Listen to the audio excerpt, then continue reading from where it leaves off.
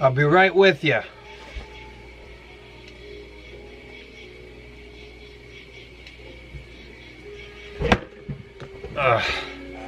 Closed for the evening. Now I can be more open with you. I'm a bit of a word nerd. You want to play word nerd with me? Okay, we don't need this then. I want to talk about TV programming, WWW, and product placement. And these things are interrelated and they have a magical effect on our lives, but it's a bad thing. So I want to talk about that. TV programming, from its inception, that word has meant what it was always originally intended to mean. It was to program us. You thought you were watching the program? No, what it means is that you're getting programmed. And the new piece to this, I've known that it's been programming for a long time. TV's about the advertising and the commercials, but let's break down the word television. I got this from somebody else's video, but it's pretty sharp. Tell lies, vision. So you're being given a vision, not a vision from God or a vision of earthly beauty, some beautiful woman. No, you're being told lies and you're seeing a vision and you're getting programmed. So it's tell lies, vision. The invention of the television is a strange thing. The cathode tube was invented because they were trying to talk to the spirit realm. This is a true story. It's a story of the cathode tube or the cathode ray or whatever. They were trying to figure out how to talk to spirits, and instead they gave us the tell lies vision. So we're seeing visions. They make a program and you get programmed. But what TV really is about is the advertisers, because the advertisers pay for the show. So if you want to make a show about whatever, if the advertisers say you can't say that thing in your show because it makes fun of our product, or we're going to have a commercial, you just told a joke in your half-hour sitcom, and the sitcom is 22 minutes, and then the whole rest of the time is commercials.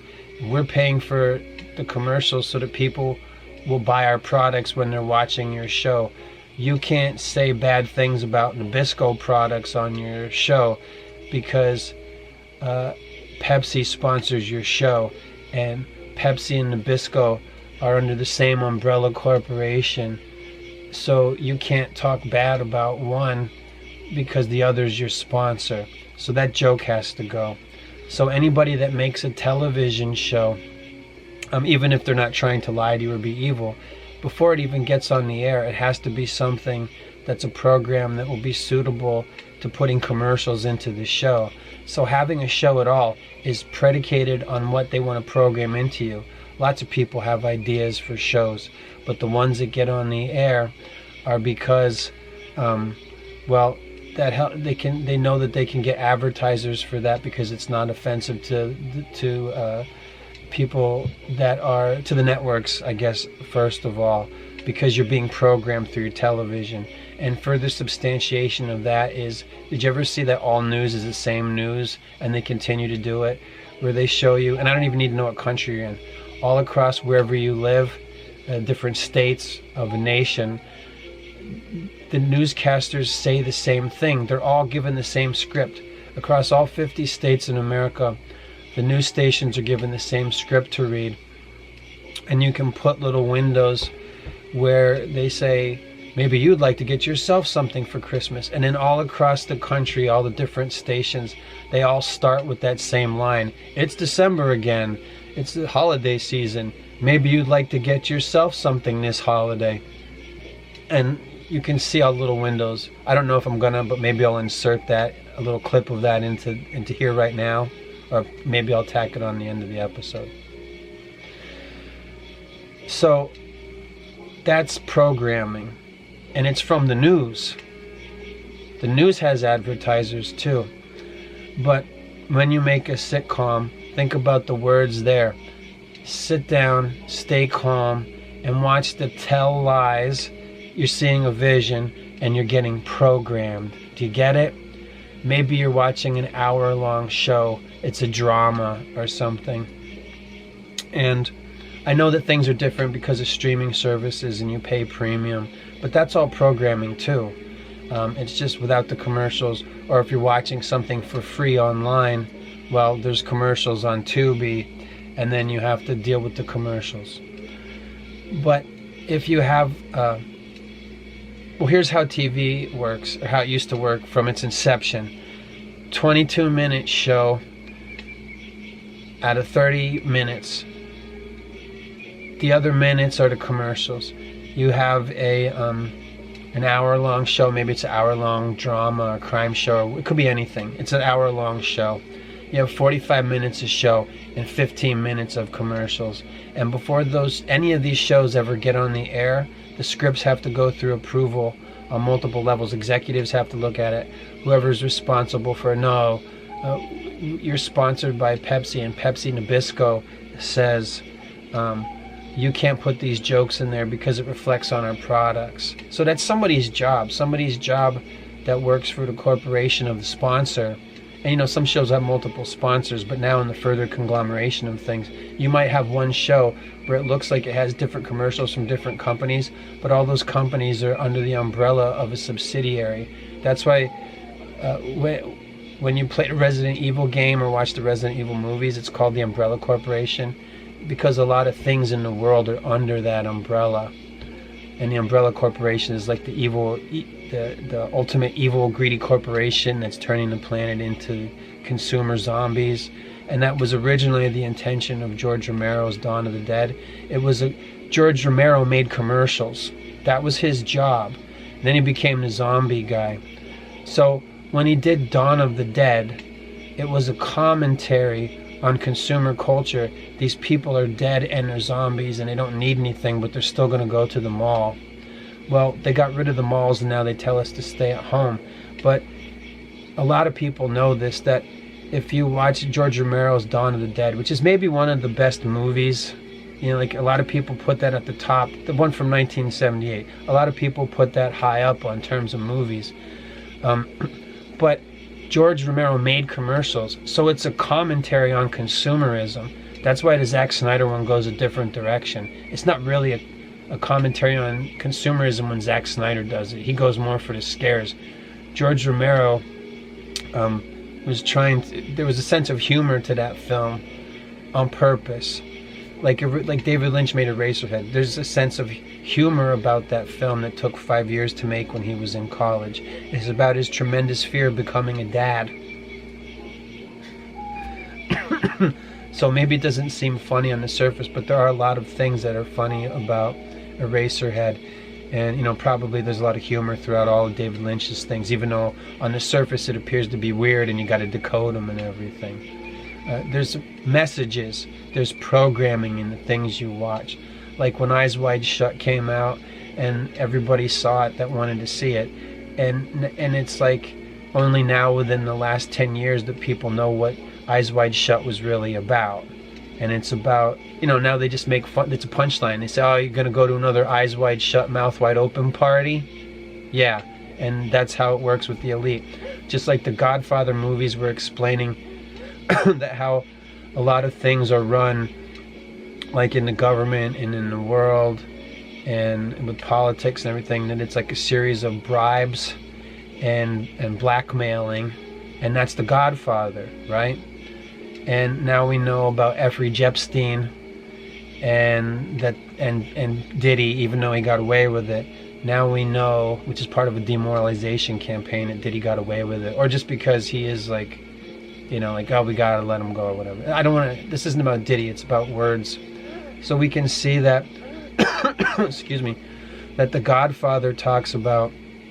You didn't think about it when you saw the Godfather movies, if you've ever even seen them. They're kind of forgotten now. But the Godfather movies were a big hit for the longest time, and there was only 2 of them. And then when everybody had kind of forgotten about the Godfather stuff, they made part 3. But the Godfather series was so popular, that's why they made The Sopranos, and that's why now they're doing like a prequel to The Sopranos show, right? Yeah, that's how things run. But when the Godfather movies came out, nobody was saying, yeah, that's how the world works. It's a bunch of extortion, blackmail, and bribes. And Now we all know. And it's the same thing with Eyes Wide Shut. And that's programming. It's, witchcraft and sorcery 101 type of stuff. You watch the thing and you think you know what it's about, but what it's really about is disclosing to you secrets that may be revealed at a later time. A more recent one that's come up is they made Top Gun Maverick, and in Top Gun Maverick they basically invade Iran, only it's a nameless country that they go in and they have war with.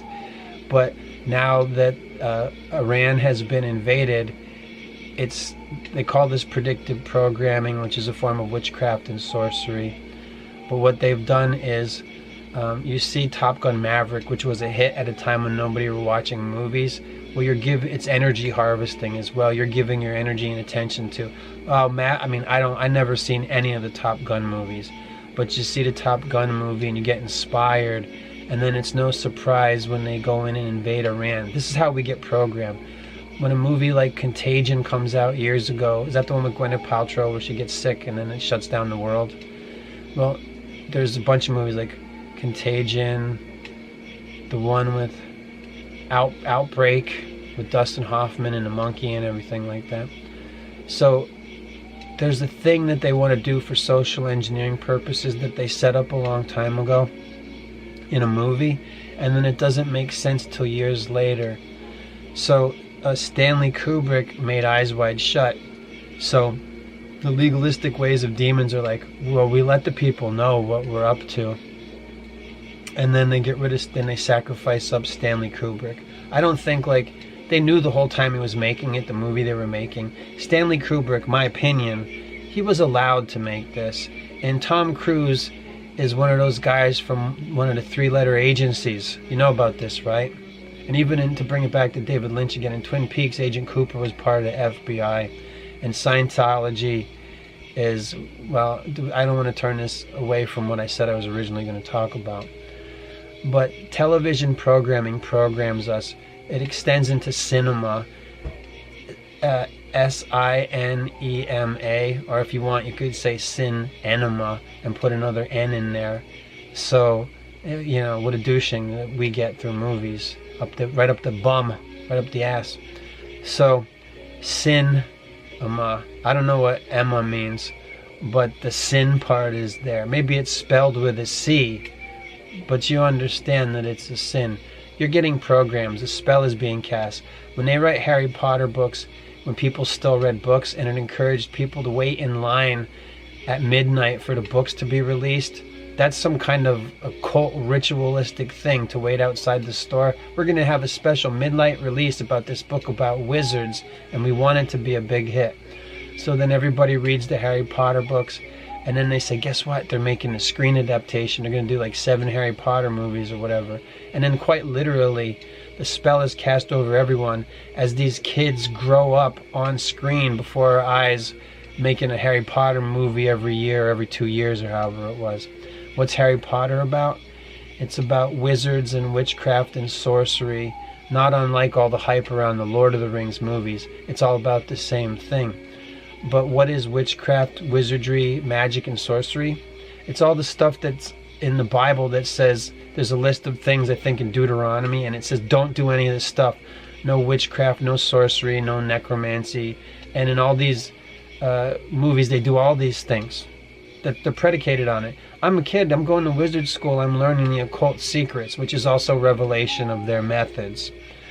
And movies and TV program. Same thing with music. Like if you have, think of hip-hop music, which now we know is literally a gay op.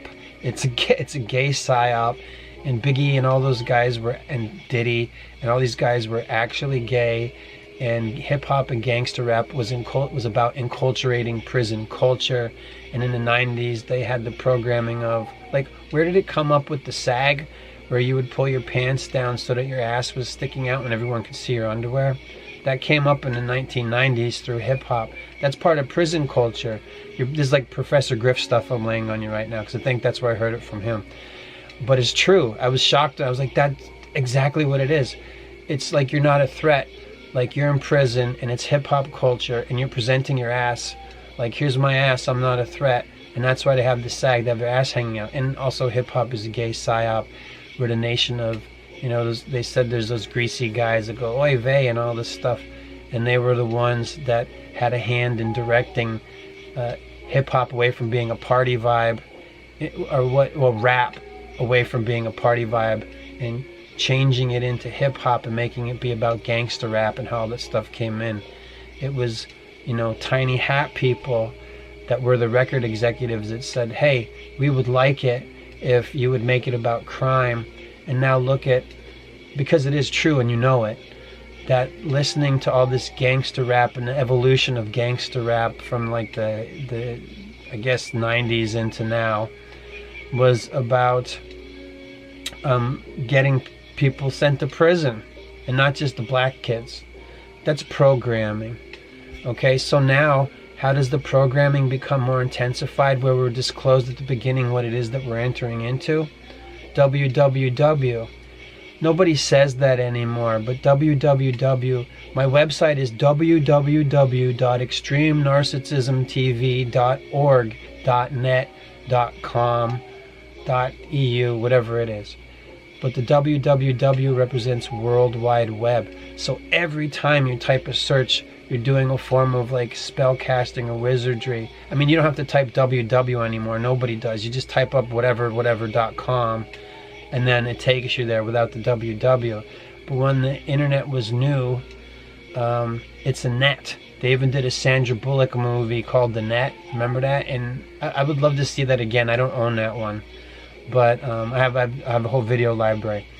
But in The Net, what's his name? He's a comedian. Dennis Miller and Sandra Bullock are in that movie, and it's about some kind of internet conspiracy thing.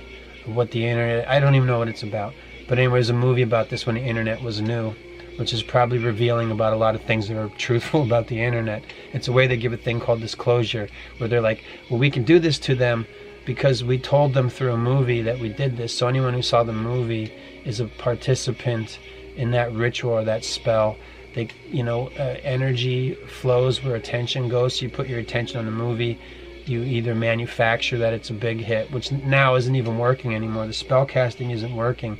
Now they've just gone for a straight propaganda mode in films, and we're not getting programmed like we used to be.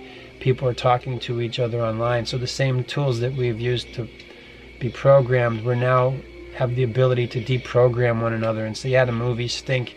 It's just programming for socialism, communism, Marxism, and globalization, and one government, and they can lie as much as they want about the Captain Marvel movie, but everybody knows that we don't like it. And the proof is that if you go to Ollie's in America, nobody wants to buy that stuff, and it stays on the shelf till it goes to the dump.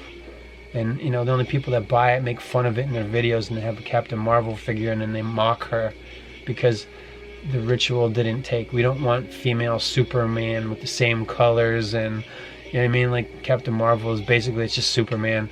It's like, no, it's Marvel girl power Superman, Crimson Wave feminism Superman for Marvel, because DC owns Superman and Supergirl.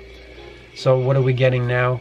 We're getting Superman, and the programming behind Superman is that he's a fallen angel that gets his power from the sun, not the son of, not the Jesus, the son of God, but rather like the sun, which is sun worship, which is a false idol.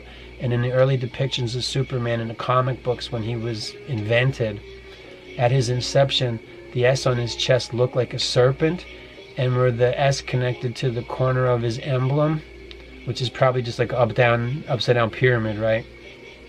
Because it's like a triangular shape. Where the S connects to the corner, it just looks like a snake with its tongue sticking out. Like if you can look at the early Siegel Schuster Superman, and you can see that it's a snake on his chest, which represents a serpent.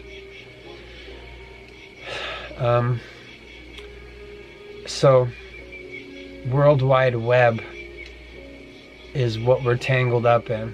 We're caught up in the World Wide Web.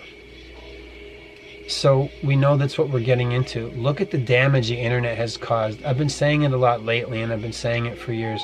The trouble with us is the internet, and I hate cell phones and I hate my phone. A phone's just a phone. But if the phone has the internet on it, is it really the phone that's the problem? Or is it what the effects of having the internet on our phone does to us? Or our ability to like sort of disconnect from one another and send texts instead of just calling the person. In the past, the phone was on a cord and it knew its place. The cell phone with the internet on it is very intrusive, and that includes everything we do with it across every social media platform rather. It's a programming tool. And when we're online, we're in the World Wide Web, and we've gotten tangled up in it. Look at how we've been programmed. Stuff we would never do, we're programmed for. And they're using this as part of a divide and conquer strategy. Now, you know that I think that Skexreal is evil, and you know what that means when I say that. It's where the Skeksis live in the Crystal Castle and out in the middle of the desert, and they have the Samson Initiative, mutually assured destruction, weapons program, threat, whether they have it or not, doesn't matter, or whether those things work.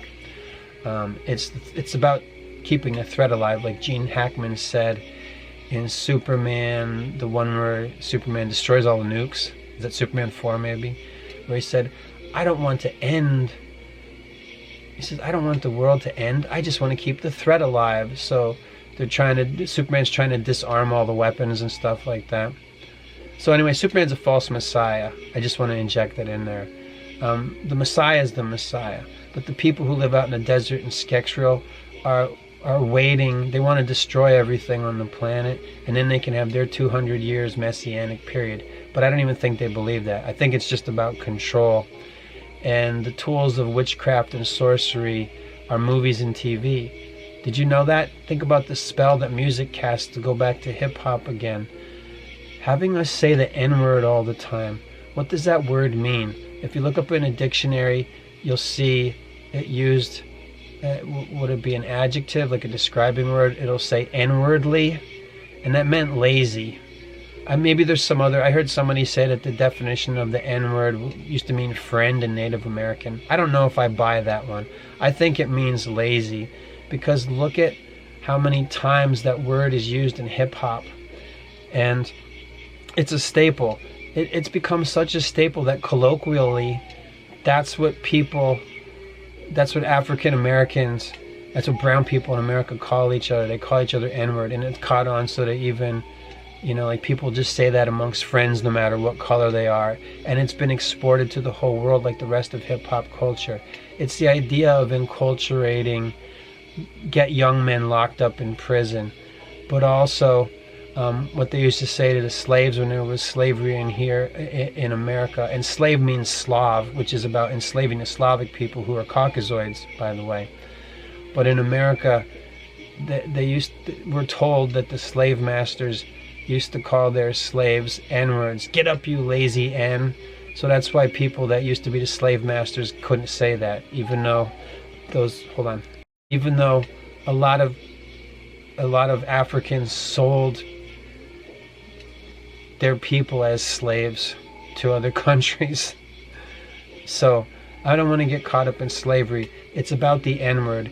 Maybe you've seen the multiple videos I've done, because I have done several over the years, on the N-word and the destructive power of the N-word, and the titles would be pretty much invariably, the N-word is a magic spell. And yeah, because it's keeping us, it's like a programming us to be lazy because of what that word means. So look at the arrows that they shoot at the African American culture, and they use that word. It's making us ineffectual. It's also a demeaning word. If it was a word that was used to demean a people and tell them that they had less value, even though they were being used as slaves, and then still being told that they didn't work hard enough, it's a subtly undermining, demoralizing effect. Even if you call each other that and you say it's an affectionate term, words have power. In the beginning was the Word, and the Word was with God, and the Word was God. And Jesus is the Word. Word to your mother. No. Word to your Father who art in heaven. Words are powerful things. We cast out demons with words. We say, by the authority of the name of Jesus Christ, I bind you, demons, and I command you to be tormented before your time, and I command you into the abyss. Now go into the abyss, and there you'll stay till the Lord himself does with you as he wills. I command you, I cast you out in Jesus' name. By the authority of the name of Jesus Christ, I bind you, demons. Those words, it's all words. And our social engineers and programmers and those who cast spells and sorceries and witchcraft over us know these things. And that's why they program a divide and conquer strategy when kids are becoming teenagers at the age of accountability. There's a divide and conquer strategy, at least in the West, for pop culture music to make songs that divide the parents from the kids, so that you don't trust anyone over 30, which is don't trust anyone over 30. It was a term that was inculated into the popular culture with the 1960s counterculture revolution.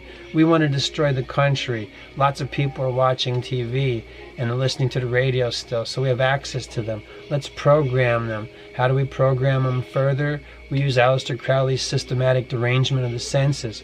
How do we do that?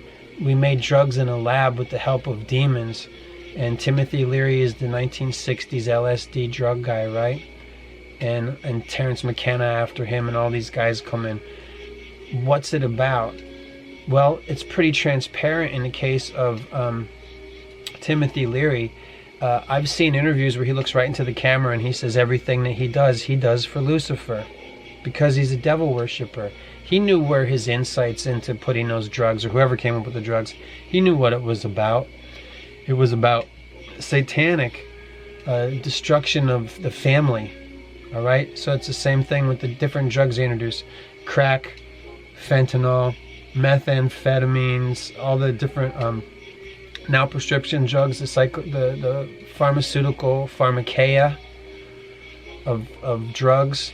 Look at all the different side effects that the drugs have, and people hear about the side effects and like, well, it's not going to happen to me, or I can deal with yellowed teeth or whatever. So they take the drugs, and then it messes up their lives, and it doesn't help them, and it's poison.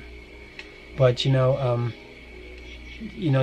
take Ambien so you can sleep, and then you have funky, weird dreams that you don't want, but you got to sleep, right? So you take Ambien and it gives you nightmares. Or you take Propecia to stop your hair from falling out, but it causes, what do you call it when you can't get a boner? That was one of the things. I remember comedians were using it as punchlines. I did it. I used to do stand-up, and it must have been in the end of the 90s or early 2000s. I had a joke like every other hack comedian. You hear about this new thing called Propecia. It tells you that it will grow your hair back, but it says that it may cause, what's the word, incontinency? That's when you poop yourself, right? I'm not talking about that. It makes you need to take a blue pill. So you see this chain of things. It's just getting us all on drugs and getting us way off track and making us sick. Your hair's falling out. Take Propecia and your hair will stop falling out. But your thing won't work. So then you got to take a little blue pill. You got to take Viagra, and then your thing will stay hard for hours and hours and hours, but it's bad for your heart. So then you have a heart problem because of boner pills. And you see what I mean? It's like everybody knows this stuff already, and yet it continues to go on. And like Ozempic, you get really skinny, but everybody knows that you're on Ozempic because you get gaunt, and it makes it so that you can't eat, and it ruins your guts inside and all the things that are bad for Ozempic. And then they'll say, oh, Ozempic's bad, maybe you shouldn't take it. And then they'll say, yeah, but guess what? If you take Ozempic, your hair will grow back. And now we have a thing that we just didn't have in the past like we do today, which is female pattern baldness. And that's sad. That wasn't a thing. Like I didn't grow up with old ladies going bald. Maybe your grandma had like less hair, but it was still a full head of hair. Now I see ladies and they're young and they're going bald already. We're poisoned. So product placement, I can bring that into this now. I didn't know how I was going to go about this episode. I guess this is the take that's going to work. I have so many outtakes for this video. So product placement. It helps fund the budgets for movies. You agree we'll just use Pepsi and Nabisco because I've used them already.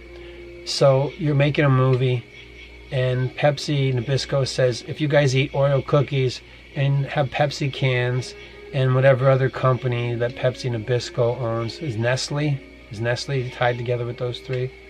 I can't remember. So anyway, if you eat Oreo cookies and drink Pepsi in the movie, or have Pepsi, like Pepsi trucks and billboards and stuff in the background of the movie all over the place. One, we're all on to this now. We know that when we watch the Avengers movie, we know who the sponsors are because those products are on prominent display because they're paying for the movie. It's just like TV. They're funding the movie so they can have all the special effects and hire what used to be the need for a small nation of animators. Now they're going to have AI do it to whatever success. But to pay all those people, and they didn't even get paid enough, ever, probably. But to make the movies that are the big blockbuster movies, which are, catch spells to catch your attention, to captivate you. So that, what do you think about? If you're a little kid, you think about the Avengers, or you think about Disney's Frozen, or whatever the Disney movie is. Like, you're a kid, and then you see the movie, and they want to hold on to you for a lifetime so that they can always cue that thing that you latched onto when you were developing, like a sponge, and you were soaking everything in. That's why everything is nostalgia bait. What did you grow up with? Well, you grew up with the things of your parents. Your parents grew up with Star Wars, so they grew up and they stayed with their suspended adolescence, and they keep making new Star Wars movies. So then you grow up with that. So maybe you don't like it for a time. Like, I hate Star Wars, I hate Star Trek, I don't like the superhero stuff anymore. But then when you grow up and you get older, you start to have a fondness. I remember when I was a kid and things were simpler and the world was better. Maybe you see Star Wars, and then you get nostalgia for it. And if you look up by definition what nostalgia is, it means like a form of, by definition, it says thinking this way leads to mental derangement. It says like nostalgia is a form of mental derangement. Like, it's in the definition of the word nostalgia. Forgive me for not remembering it exactly. I can tell you the definition of entertainment. Entertainment, which is what movies and TV and music are, and all your social media platforms, is entertainment. Even the news. It means to near or to hold, to amuse or divert or distract. That's the definition of entertainment. I have it memorized because, well, I used to say it so much in videos. I used to keep as a callback. I would say, here's the definition of entertainment. Here's what they're doing with your movies. They're programming tools. Well, now, as the world gets closer and closer to an attempt at globalization like wasn't possible before because we're being programmed through the internet. It's the World Wide Web, and it's sticky, and we're tangled up in it. And it's made of dried ejaculate and all. It's like a form of sex magic witchcraft. Look at pornography is free. I know they're censoring it lately. But I feel like they say you can't have these things, and then people are like, we want our pornography, and then they're like, okay, here you go, and they give it back to you, and then it makes people flare up again like a pack of hemorrhoids, and you're bleeding, and cooming, and gooning, and edging, and they have these terms that I remember growing up with. You have consumer society, and for the future what they wanted was a post-consumer society. You're the consumer. What do you think that post-consumer society means? It means no more consumer. That's what it means when BlackRock tries to scare us and threaten us by saying stuff like, in the future you'll own nothing and love it, which the people that do the video game videos I've seen said, the gaming industry said that we won't own anything in the future and that we're going to love it, except that it's not working. They're trying to sign, as of me recording this, they're trying to pass some kind of whatever you call it, so that you can't sell us video games and then take them away whenever you want, because that's part of an agreement when we bought the thing. We can't buy a thing from you, being the video game, and then you say, yeah, but if we want to take the game away, you can't have it. Okay, well then you got to give our money back.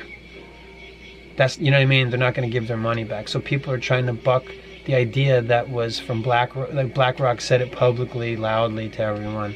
But then it invaded the gaming industry, so that Asmongold or whoever said, yeah, they said in the future we'll own nothing and love it. And of course it sucks. It's getting rid of physical media. Like with DVDs, and Blu-rays. They want to phase that out. And I think they already have gone so far as in Australia. They said, we're not going to make any more DVDs over here anymore. And so they want to phase out physical media. So you have to go online. So that if you want anything, you have to go, I could say, to your phone. I've said this over and over again. I saw flyers in the parking lot of Mart or the Waldens, who on their corporate website, which I saw in the early 2000s, like probably by 2004, that if you wanted to be an investor in Walmart, that their aim was to be the only place you could buy stuff. And in Monsanto, if you went to their website, they said, we want to be the provider of food all over the world. We want the whole world to get food from Monsanto, and we don't want any competition. And Walden Mart, who used to be Walden Books, because it's the Walden family, they said, we want to be the only store, so that everybody gets everything from Walmart or Monsanto. That reminds me of Aldous Huxley's Brave New World, where in the future of Brave New World, everybody works for the corporation, or what is it called? What is it called? I can't remember. Well, everybody works for the same thing. They work for the factory or whatever. And they have one leader for the whole world, and his name is Mustafa Rahman. And people aren't born anymore. There's social classes of the caste system they have in Brave New World, and it's Alpha, Beta, Delta, Gamma, all the way down to Epsilon. And the Epsilon are the autistic or autastic, whatever word you want to use. The Epsilon are the lowest class in the Brave New World, who are good for basically one function, and they don't really need them for that. And people are hatched, not born. And who oversees the hatcheries? Lenina, named after Lenin, which is communist, the guy, who's communist guy. Lenin. Not John Lennon, the other Lenin. So Aldous Huxley wrote Brave New World like in the 1920s, so that's been around a long time. So you can see how long they've had this plan to lead towards one world government. And Edward Bernays said in his book Propaganda, that people still talk about to this day, once TV was invented, Bernays saw it and he said, that's how you program people. Now we've got the TV on our phone, and as I said, to go back to the parking lot of Walmart, I saw a flyer in the parking lot of Walmart that said, are you on welfare? Do you need welfare? Well, if you get on welfare, we'll give not only will we give you a free phone, we will give every member of your family a free phone, so that they can learn everything about us because of what we do with our phones. They're teaching AI how to manipulate us through our phones. I guess I could say that now. I wouldn't have said it when I saw the flyer. But I mean, when the welfare system in America says we're going to give everybody a phone, is that a good thing or a bad thing? Because we know that the welfare system is to make children ward of the state.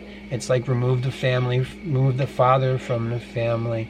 And that's why there's all this epidemic of single moms and stuff. Women can't make up their minds, so they give them too many decisions and they can't pick anything, and they think they can do better. And then next thing you know, you can't see your dad anymore. And then add into that drugs to cope, or booze, or alcohol. You know the definition of the word alcohol, since we're doing word nerd here? Alcohol, I just learned this recently within the last year. Alcohol is a word that comes from Arabic, and it means life-destroying spirit. So I talk about the internet and the World Wide Web that we're tangled up in, and how it's having an influence over the whole world. But there's some benefit, because a lot of things that I told you in this very episode, I couldn't have told you if it wasn't for other people's videos that they made that informed us of how we're being programmed and what words mean. Alcohol means, from Arabic, life-destroying spirit. Or it may even mean soul-eating spirit. I guess it depends where you go to find the definition. But words have meanings. And they're telling you a lot of times with the word what it is that they're doing to us. And, well, when they put the product placement in the show, in the movie, they're encouraging, hey, maybe you tell me you never saw a commercial for a hamburger and you didn't want a hamburger? Bullshit. You never saw the woman in the commercial and said, I want that woman. You've never, or man, whatever for that matter. You've never seen anything and wanted to be influenced by it? Lies. Poppycock. When you were a kid, you saw something and you wanted to role play that. You wanted to LARP that. That's the earliest form of occult ritual there ever was. People wanted help from spirits because they didn't know to ask God for help, except that something like the pagan Sibyls, they stayed virgin to a God that they didn't know who he was, and God appreciates the whole holy virgin thing, so God would communicate to the pagan Sibyls because they were seeking him. They were seeking the unseen God, and they weren't worshiping false idols, I guess you could say. So God wants our attention, to bring God into it for a minute. But one of the earliest rituals was you dress up like the thing, or you role play the hunt. You want to catch a buffalo or whatever. You have this one guy dress up in the skin of a buffalo, and then the rest of the tribe pretends to hunt him down, and then they hope that will help them get what they want. That's what a kid does when he sees Superman and wants to be Superman, and goes around, pretending to be Superman. He takes a towel and a clothespin and puts it on his mom's hairband and a towel or whatever it is, and then pretends to be flying around, or is like stalking the house, and then says, comes up to you and says, "Mom, I'm Batman." That's role play. Or when a little girl takes a magic wand and pretends to be Frozen, or when the kids take a magic wand and imitate wizardry and sorcery and witchcraft, pretending to be Harry Potter. You know about the Harry Potter nerds. There was Star Trek. They wanted space communism. Star Trek, people really got nerded out on that with Next Gen and DS9 and Voyager and the TOS original series. Same thing, Star Wars, and all the superhero stuff. All right, and worshiping this and loving the superheroes is worshiping the old gods. All the superheroes can be tied to gods. Who's the Dark Knight? He's like, he has bat wings and he has horns on his head.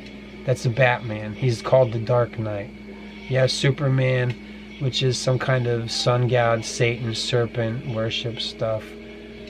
And God said don't worship anything on earth, or like in the stars or whatever. You want help, ask God for help, right? Aquaman is like Poseidon, Neptune. These are the old gods. Wonder Woman is Diana. There was Diana worship.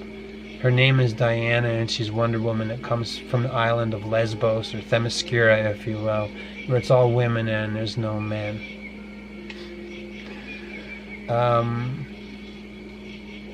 I don't know. You can do the Spider-Man.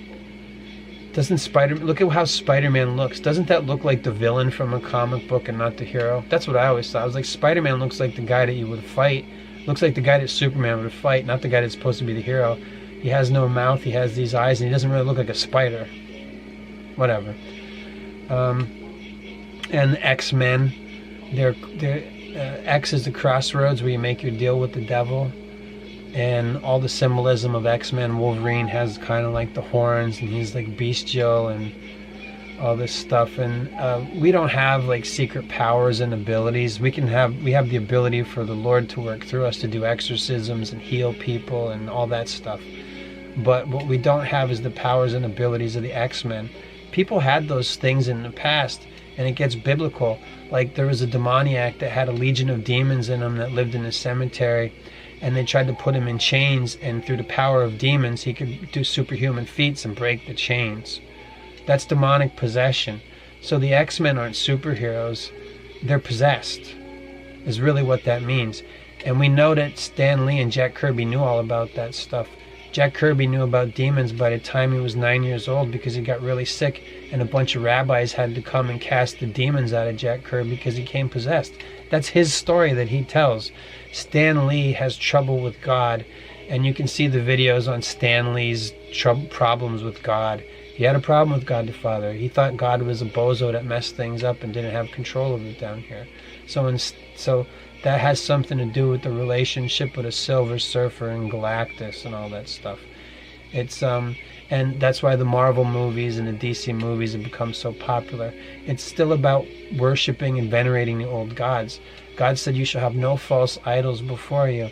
But when you're buying Batman and Superman $300 cold cast resin statues, or whatever it is that you're buying, a Jack Black, 12-inch doll from Minecraft or whatever, that's false idol worship.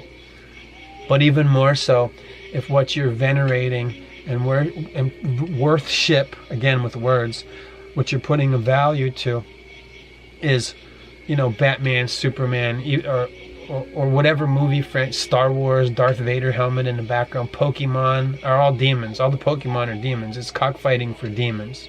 You know that, right? My demons against your demons, and I will summon all the demons. It's like Solomon stuff, where had the Ring of Solomon. The Ring of Solomon, the ring from Lord of the Rings, where the wizards fight each other. And King Solomon, there's a book, may or may not be, don't read it, you don't need it, but it's a thing called Lesser Keys of Solomon, and it talks about all the witchcraft and sorcery and stuff that Solomon was doing, having control of demons and stuff like that.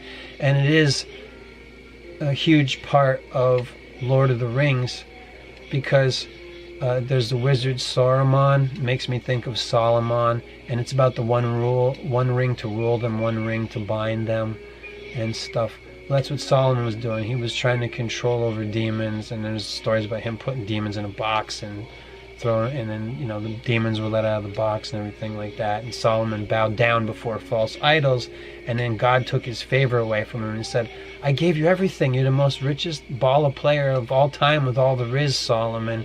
And now because she's so hot, you're bowing down before pagan gods. Now you're in trouble." And Solomon regretted those decisions the rest of his life, because empires rise and fall because of the beauty of women, on the outside. And this isn't a diss on women. They're great. God made them for us.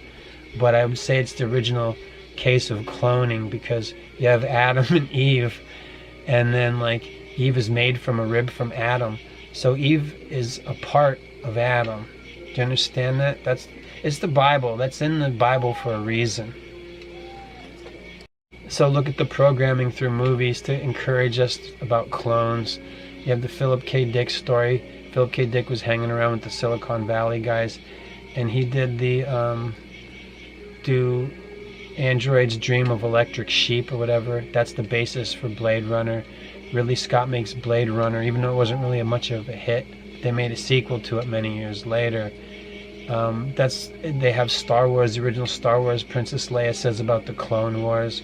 Then years later, George Lucas makes the Clone Wars, and so there's a lot of movies propagandizing a lot of things, but you hear about this stuff all the time. They advertise for it. They want to do clones, okay?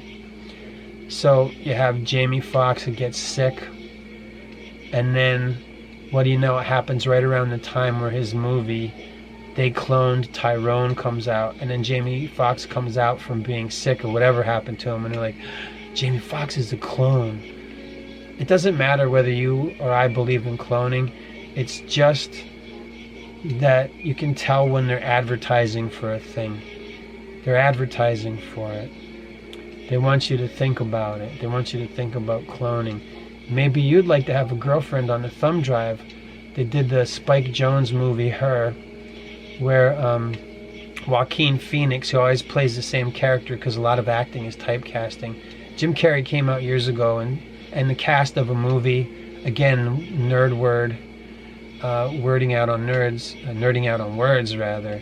Jim Carrey said years ago, I always play the same character. I play a guy who doesn't have self-confidence. He gets self-confidence, and then he overcompensates and goes too far. That's most of Jim Carrey's roles. Joaquin Phoenix plays the same kind of guy. He played the character in Her, where he falls in love with a thumb drive. He falls in love with ChatGPT or Grok AI or whatever, and it has the sexy voice of, that's not sexy to me, but it has the sexy voice of Scarlett Johansson. So she doesn't even have a physical form. He just falls in love with her voice, and he even goes on a vacation, and he falls in love with her. And then by the end of the movie, Her, Joaquin, rising from the ashes, Phoenix, realizes that Scarlett Johansson's been falling in love with everybody.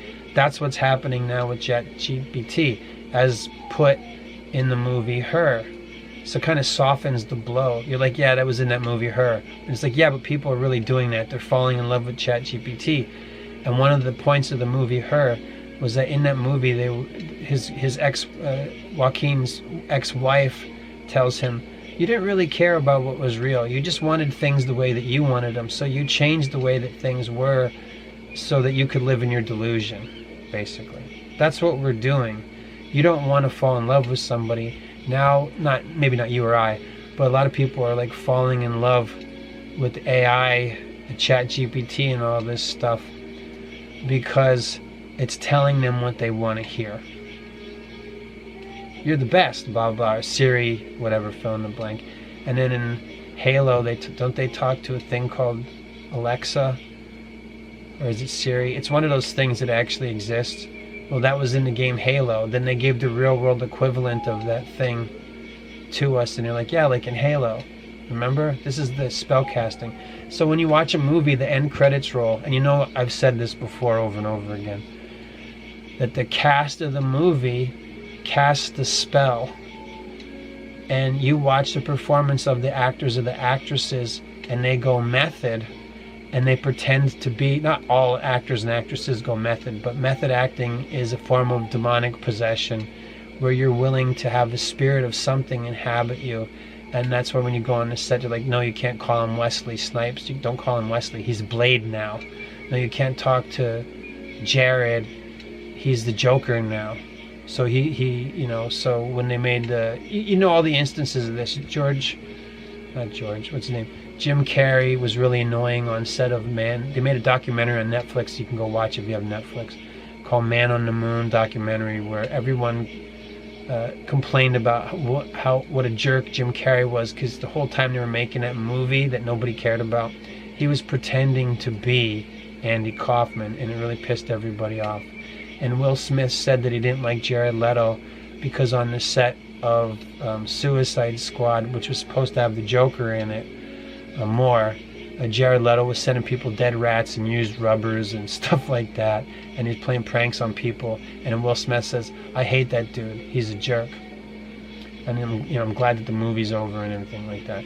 And so a lot of acting is typecasting, and Joaquin Phoenix played the guy from Her that falls in love with his OS, his operating system. He played Beau is Afraid. So he played the Joker movie where the Joker was like some kind of wimp shelter guy that lived with his mom or whatever. And just go through other Joaquin Phoenix movies. He plays this similar character. Some actors are chameleons. They play all different type of roles.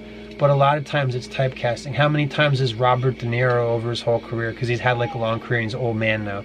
Look at how many times he basically just plays the same character in every movie he's in. Jack Black was in the Minecraft movie, and people are, you either love him or hate him, but a lot of people are sick of him if they ever did like him. They're like, yeah, he just does the same thing. He does some air kicks, and he does a friggle wriggle liggle gling gling gling goong, and then he just overemphasizes things, and he hails the devil, and that's every single role he does. And a lot of Jack Black's typecasting career, he played one movie called Son of God, where he was like a mentally ill man that thought he was Jesus. He had Tenacious D, which was a TV series and a movie where it's all about the devil shit.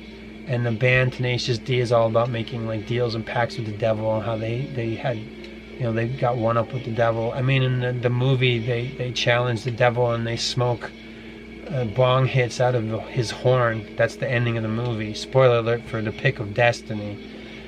So, and he's always throwing up the gang signs.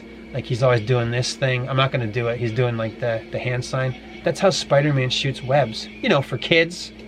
This is the devil's curse doing this. I'm not doing it fully, but when Jack Black's like, yeah, and he sticks out his tongue, and you see people do it all over the place. And half the time I think the people don't know that they're doing a devil's sign, because Helen Keller, who was also an occultist, believe it or not, she did this sign, and she said, that means I love you. But that doesn't. People that know sign language means, no, this doesn't mean I love you. It means, they didn't know. They're like, I love you is like another sign.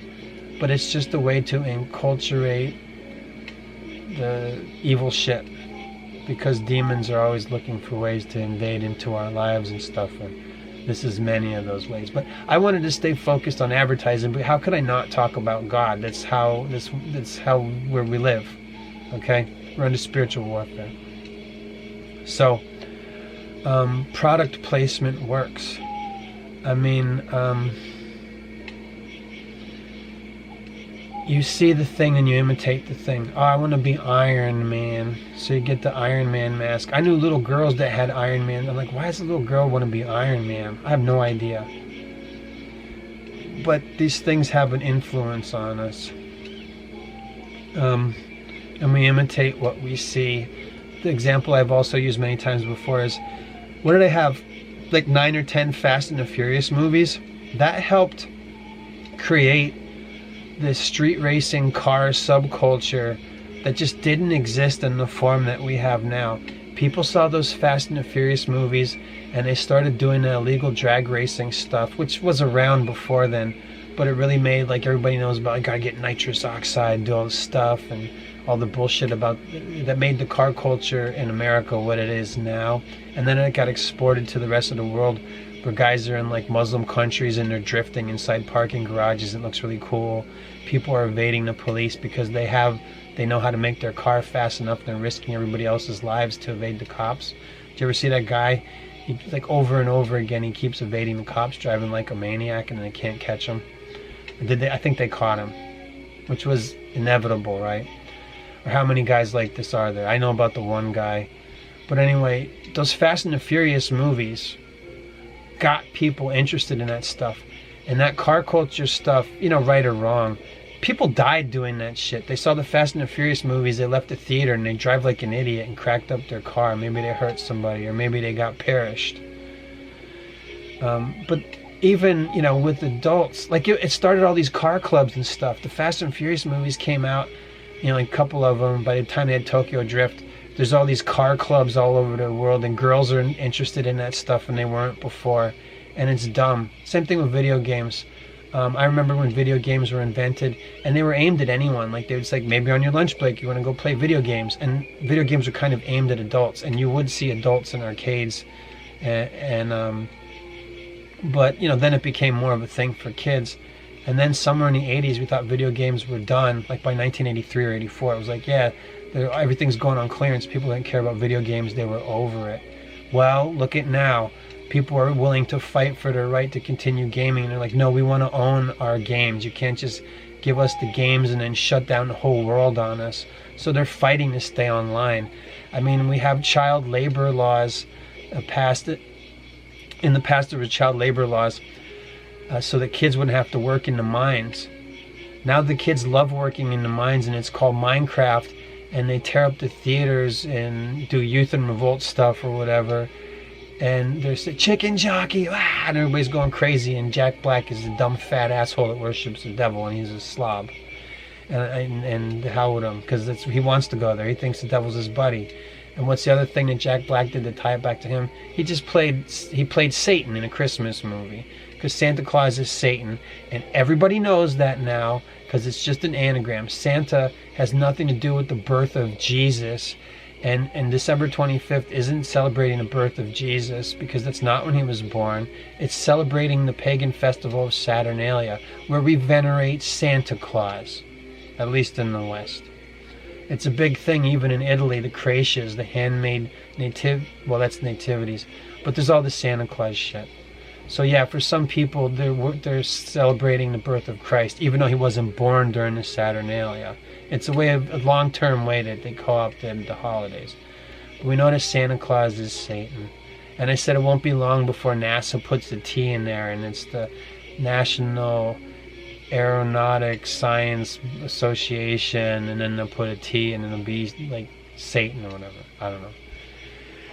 Probably NASA already means something. If you sauna, what is it? I don't know, whatever it means. I know that there's a smart city that already exists in Kazakhstan. Remember Kazakhstan? That's where Borat's from. Hey, I'm Borat. Maybe you make love to my sister, and all that stuff. And it's supposed to be this backward place in Astana. Well, the truth of Astana is it's a smart city. Astana is the smart city that already exists, and if you look up Astana, you're going to be surprised. Astana is an anagram for the word Satana. Satana is the Hebrew word for Satan. Astana Satana. See how we're doing the word nerd thing? So a lot of the acting is typecasting, and the earliest form of magic, spell, and ritual is pretending to be the thing. When the Hindus want to invoke the spirits of their pantheon of Hindu gods, which are demons, when they want to invoke one of their demons that they venerate and worship, they dress up like them. When they want to do a voodoo ritual, they play the drums, they work themselves into a frenzy, maybe they take drugs, and then the demon rides the person. So when you witness a voodoo ritual, the people arriving around and contorting, they're getting possessed on purpose. Like, that's the whole point of voodoo ritual. And maybe you know from the influx of Haitian and disappearance of pets in some areas that voodoo, which is the national religion of Haiti. Remember when that redheaded clown, that bozo, said that Haiti was a toilet? He knew. Haiti is where Bill and Hillary Clinton had their honeymoon in 1975. And in his autobiography, which I own, I can't find it. I've been saying that for years now. Maybe I threw it away. So in Bill Clinton's autobiography, he said that one of the most transformative experiences in his lifetime was when him and Hillary went to Haiti. I don't know why he would go there. Went to Haiti in 1975 for their honeymoon, and they were witness to a voodoo ritual. He said it was the most transformative experience of my life. Yeah, because he probably went there and got possessed. So, words are powerful stuff. There's even a thing called the wit word. And again, to bring it back to Bill Clinton, I don't know why we have to talk about him. We don't, I suppose. But he said, the word means what I say that it means. That's the thing that's in the Black's Law Dictionary Jubilee edition, because every couple of years I have Jubilee editions or whatever every now and then. And the wit word, he's using his wit word is what that's called. So words are powerful stuff. Do you know about the Jubilee editions of Black's Law? It's a book that you're going to go to law school, you got to get Black's Law. Well, they have these versions of Black's Law called the Jubilee editions that come out in different years, which changes what things mean. So when you go to court, it's a stage and they're putting on a show. And we know from stuff of the Bible and God that the ways of demons are legalistic. It probably has something to do with why people don't like lawyers, because they get away on technicalities. Sometimes a person's guilty, but if they know how to handle themselves in court, they get away with it. Nobody gets away with anything from God with God, but the demons are legalistic. They go to God and they say, look, he did this, Lord, so that means that he leaves us open. He leaves us opening for demonic attack, and God's like, well, I don't want to do it. It grieves me to do it, but the demons are right. He did do the thing, and he didn't come repent for his sin. So now it leaves opening for the demons to try and mess with his life even more. Maybe that's not the best way to explain that, but we're being programmed with the things that we watch. Product placement, you can say, yeah, but nobody sees the movie and they know it's product placement. They're like, yeah, okay, Pizza Hut, we don't care. It does have an influence. Maybe it doesn't work on you because you know about it, but we all know we've seen the thing and wanted the thing. What did Jesus say? You don't have to commit adultery. It's enough that you lusted after the woman in your heart. You know that you wanted to do the thing. Now, you didn't do anything on it, but sometimes when people lust, they act on it, right? So you get drunk and you take in the life-destroying spirit. This is how marriages are ruined. Somebody gets too drunk and then they have an affair. They lusted and then they acted on it. You see how, that's where we live. And you're also, in a weird way, perhaps, if you know about it, like some people drink and it's okay, it doesn't ruin their life and stuff. But if you're a guy like me and you know about alcohol and that it means life-destroying spirit, then I can't drink. If when I'm smoking a cigarette, it's a ziggurat, that's not good. So maybe I can't smoke cigarettes anymore. But they taste terrible. I smoked so many cigarettes, and maybe it was God's help. Or if I try to smoke a cigarette, it tastes terrible. So I just don't want to do it. Okay? The same for alcohol. And I don't look at pornography because then because I like naked women. I want to see them. I want to see their crazy bodies and all that stuff. They're beautiful. And we know how powerful women are because of the rise and fall of empires, of how the prophet King David, Solomon are the examples I like to use about, or you know, the power and influence that attraction to the opposite sex can have to destroy our lives. You know, a lot of women's lives are ruined too by trying to get hot guy number, whatever, and they like just mess everything up for a guy that doesn't care about them. So I'm not just picking on women here, okay? Men and women were literally made for each other. God didn't make a mistake when he pulled a rib out of Adam and made Eve, all right? But it does say in the Bible that the husband's supposed to be the head of his wife. And again, from television programming, I remember when there was less internet and more TV because the internet wasn't developed as it is now. If you were up late enough, you could see the commercials for Girls Gone Wild, and they would let you know that this asshole was traveling around the country, perhaps even the world, trying to get girls to take their tops off. And then it made a lot of women that went to college go crazy or whatever. But anyway, it starts out with that guy. It was Joe Franklin. I can't remember his name. No, Joe Franklin was a late night talk show host. Anyway, they had these Girl Gone Wild things where look at the girls are crazy and they're getting naked and they're doing all kinds of stupid shit. Now they do that. Now it's OnlyFans. Oh, look at, she's a beautiful woman. How could I ever be with her? You got $5. You have a Google image search. You can just find out her OnlyFans handle or whatever. Google image search, and there she is showing you that she has stains on her butthole in the shower because she needs more money to get it bleached, because she's showing it to the world. And that's why, never mind. You know what I mean. Look what happened. It's the degradation of women, and somehow it's men's fault because like, yeah, I want to see all that stuff. So we're contracting with evil.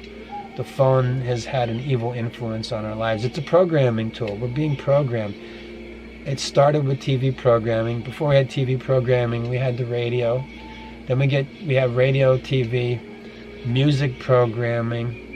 Music's a powerful thing. It's a powerful tool to influence our lives. It's a subtly undermining thing to hear the song, not know what the lyrics mean, and then listen to it over and over again. We're getting programmed by the music we listen to. Like, how many times did you ever see in a movie or a TV show where somebody has a breakup and then they just listen to music that makes it even worse and depresses them and holds them there? I broke up, so now I gotta listen to breakup music. That's stupid. If you break up, shouldn't you want to listen to music that cheers you up and uplifts you? Good luck finding that. And if you do find music that's about that, you probably don't know what the messages mean, which is why I don't listen to popular music. Haven't you seen the episodes I've done where I say, what kind of music do you like? Oh, you like them? They suck. Oh, those guys worship the devil. The Rolling Stones, they're the worst. And then I do the same thing with movies. What's your favorite movie franchise? It's terrible. What's your favorite TV show? It's awful. Why would you watch that? You watch Lucifer. It's a show about sympathy for the devil. It was the #1 show. You watch The Big Bang Theory, #1 show for however many years on TV. Yeah, you're a nerd, and you're worshiping science and not God, and you're being manipulated. I still can't believe that show.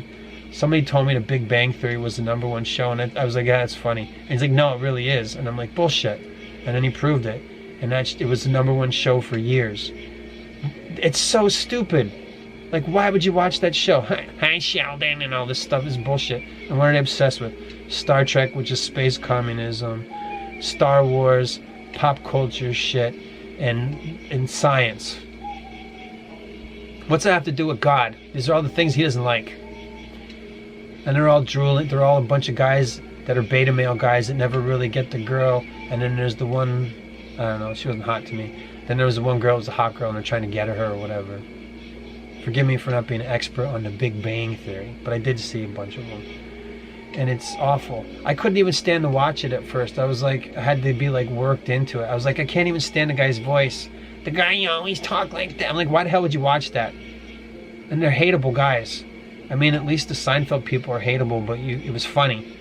You know, they were all different aspects of Larry David's neuroses. That's the Seinfeld characters.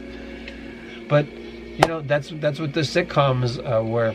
Sitcoms as a popular form of entertainment. If it was a family sitcom, it was a bunch of people walking in and out of the 2 or 3 sets they had. Like Everybody Loves Raymond, I'll use it as an example, if you've ever seen it. There was 2 sets, basically. There was Raymond's house and Raymond's parents' house, and they lived next door to each other, so they were tangled in each other's lives because they were a family. But the whole show was about them walking in and out of rooms, insulting each other, and subtly undermining each other. And, for however many years it was on. And that's any family sitcom. So it's really a programming tool to make the family not trust each other and to keep secrets from one another. And then the music of teenagers is Don't Trust Anyone Over 30. That was given to us by the 1960s countercultural revolution, as I said before. But then the other kind of sitcom, like Friends or Seinfeld for that matter, or I'm trying to look for another one, How I Met Your Mother.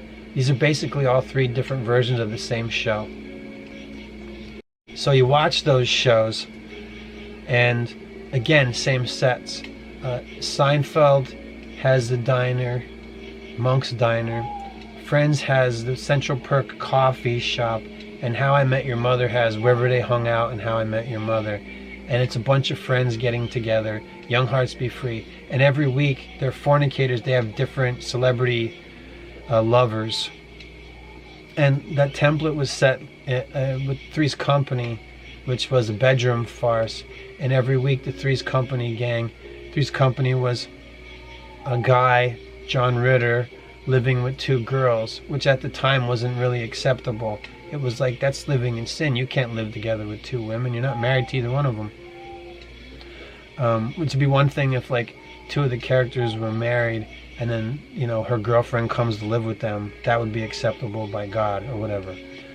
But the point was that every week on Three's Company, they had a different lover, and they were always lying and scheming to date one another, and there was always these misunderstandings, and it was about like not trusting other people to understand when something happened in life. So then, one episode, Yul Brynner, if you even know who that is anymore, from The King and I, Yul Brynner was a big famous actor. He was the first guy to shave his head to popularize that. You thought it was cool black guys? No, it was Yul Brynner. So Yul Brynner was one of the lovers of Janet or Chrissy on Three's Company. But on Three's Company, it doesn't matter if you've never seen this. On Three's Company, they hung out at the Regal Beagle, and they were friends that hung out at a bar. So there was 2 sets. There was the apartment set, and then there was the bar set.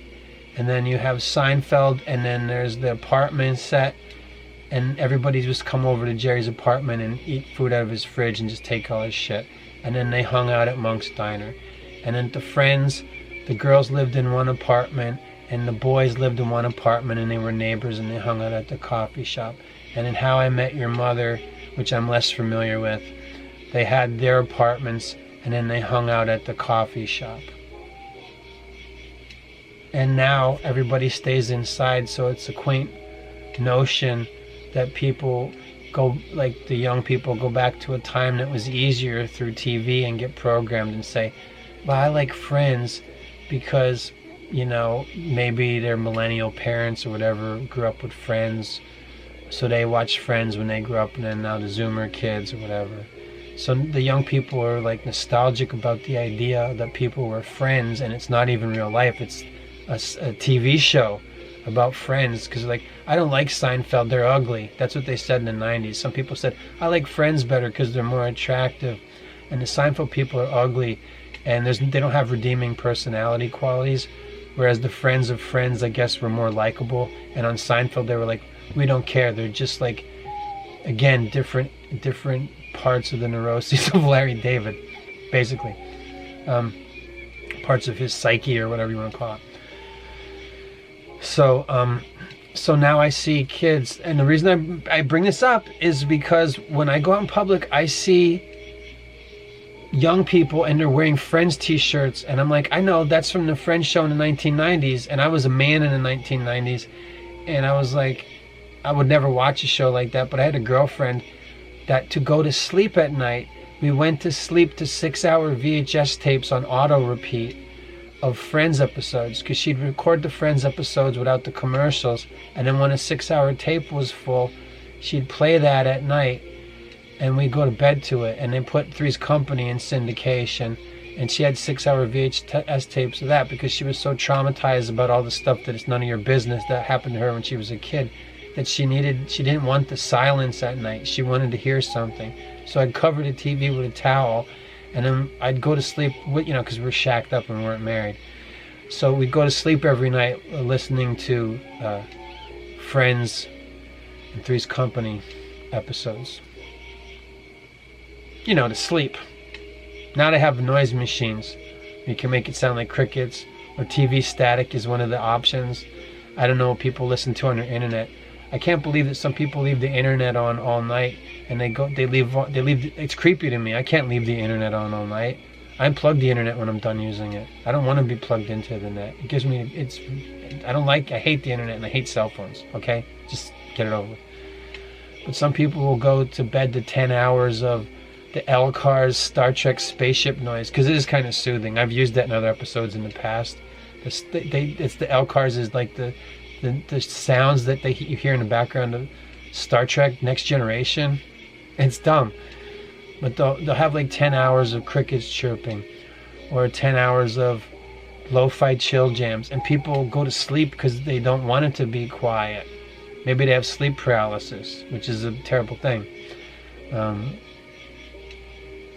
But the distraction never ends. And I don't know if you know this, but you don't get a good night's sleep if you can see the flashing lights of the TV, because your eyelids are closed, but they still register it, so you don't get as deep a sleep as you could if you always go to bed with the changing colors and lights of the TV. And also, the way that TVs and monitors are set up, it puts you in a hypnagogic trance, but not the kind that should make you fall asleep. It keeps you awake. I think it has to do because of the blue light or whatever that's from the monitors. We know that blue LEDs and the purple LEDs that they put in street lights disrupts sleep patterns. Say that 5 times real fast. I will. Watch. 5 times real fast. Ha! I did it. You know who said ha? Alf said that. Anyway. And I got it all from TV. The thing that I got from TV was commercials and jingles. I've said this many times before. Maybe you've seen them on this channel. I wiped them off, but I used to put Japanese commercials into my videos wherever I wanted. And sometimes my videos for the day was just a compilation of Japanese commercials where I inserted my logo into it. I know what TV is about. I went to school for advertising. I went to high school for advertising. I went to college for advertising. I spent half my day in high school in an advertising program. And then when I went to college, it's like fine arts. That's nothing. The money is in advertising. So, I know that TV is about the commercials. And the best commercials are Japanese commercials. Nobody, because they're 20 years ahead of us. That's what everybody says in technology. I also dare say that they're 20 years ahead of us in social engineering, which is something, if you're subscribed to this channel, you've heard over and over and over again, like a tack hammer on your head that never stops tapping. Look at the negative population rates. They say all the Japanese people are so nice and polite. Yeah, they're docile. They're programmed people. There are a lot of beautiful things about their culture, and I'm not just dumping on the Japanese people and saying that they're a net negative.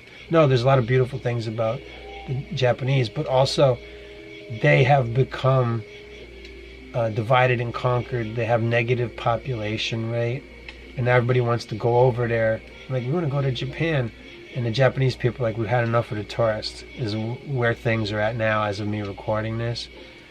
And so they had to start making laws because people from other countries go over there and they're not behaving because they want to get the hits and make content. So they're like being rude in the subways, and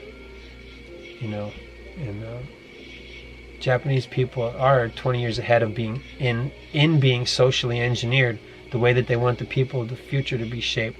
They just want everybody to stand down and kind of take it. But that's not even work the Japanese people. They're like, okay, we've had enough with the tourists. So that's the good thing about people, no matter where they are in the world. At some point, they're like, okay, we've been polite long enough. No hip-hop dancing on the subways, okay? This is in the circus. And in the country of Japan, they make a poster about no hip-hop dancing in the subway, and it's got a picture of a black guy on it. On the subway poster. So that means you. right? It doesn't mean them. The Japanese people molest women on the subways quietly, and the women don't even speak up about it. But you can't do that. Sorry, darky, you can't do that in Japan. Sorry, I said it like that. But you know what I mean? Most people that go to Japan aren't going to do that. But it's enough of a problem that they had to put up a sign with a black guy on it. No breakdancing for the hits. No streaming content here. This is a Japanese only area. Everybody has their limits. So, yeah, I mean, we're programmed. It's TV programming. It's tell lies, vision. They're telling you lies. You're seeing a vision, not a vision from God, the vision they want you to have. And the show never gets on TV if it isn't pre-approved first. And even with the shows that get pre-approved, that's just a sitcom about working class guys or whatever. They probably don't get approved anymore, unless they're mocking them. But you know, you get on the show, and then you watch the audio commentary from the season of the show, which is what people used to do when there was audio commentaries, because everybody watched DVDs. You would learn about how we wanted to do this here, but because of the advertisers, they said, the executives said, well, you can't make that joke because of the advertisers. But can't you see how the episode would have been funnier if we could have made that joke? Yeah, that happens like every episode. There's stuff that they can't say. So now when everybody's walking around on eggshells to make, you know, TV shows or movies, and it's all programming and propaganda now. Oh, you can't. Why is all the Disney stuff suck across the board? Because you can't say anything, you can't do anything. The freedoms of the past, where people could loosely say stuff within their own country that they wanted, are taken away from American programming, whether it's movies or TV, because we know that stuff gets exported. So when people are putting all the money in it, they don't want to offend anybody because they think it'll maximize their profit. Now we can see that it doesn't, because people don't care about the shit and they don't want to see it and they're not watching it. And so they're like, fine, we're just going to keep doing it anyway. We hired these people that are willing to quintuple down on their beliefs because they don't believe in God, so they're willing to die for the cause, or for Crimson Wave feminism, or for communism, neo-communism, socialism, Marxism. These people are programmed. And that's why all your entertainment sucks now. Except for when cool, I don't know, whatever you like that you think is good, you probably don't realize how it's terrible for you. So do they make any good I remember a comment from years ago, dude, do you like anything? Yeah, but I don't watch it, and I don't listen to it anymore. I don't listen to music. The music you get from me, I listen to music when I make videos, and the music I use doesn't have words. Or I have to slow it down or speed it up, and then I loop it, and that's what you hear. Because I use music, I know what a powerful tool it is. I mean, I don't get the hits, but I know the influence and a powerful tool that music is.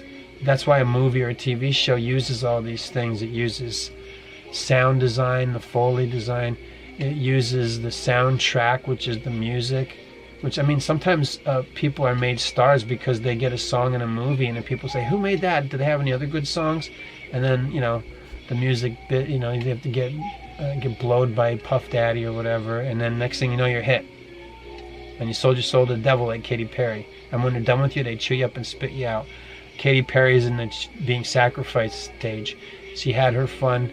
She renounced God. She told you publicly that she sold her soul to the devil. Now you're 40, get her out of here. Don't trust anyone over 30. Remember that? So they even had a movie about it, Logan's Run, in the 60s, counterculture revolution, which was really the end of the 60s and the beginning of the 70s, right? So in the 60s, they said, don't trust anyone over 30. Then in the 70s, they had the movie called Logan's Run, where when you reached 30 years old, you had to die. And that's what Logan's Run was. They didn't want to, like, you have to die when you're 30. Like, you're not allowed to live. Like, once you get 30, you can't get any older, and you have to be recycled. And, you know, and then they do Captain America Brave New World. Probably so that when you do search for Huxley's Brave New World, instead what you get is a bunch of Captain America shit. Probably. But I digress.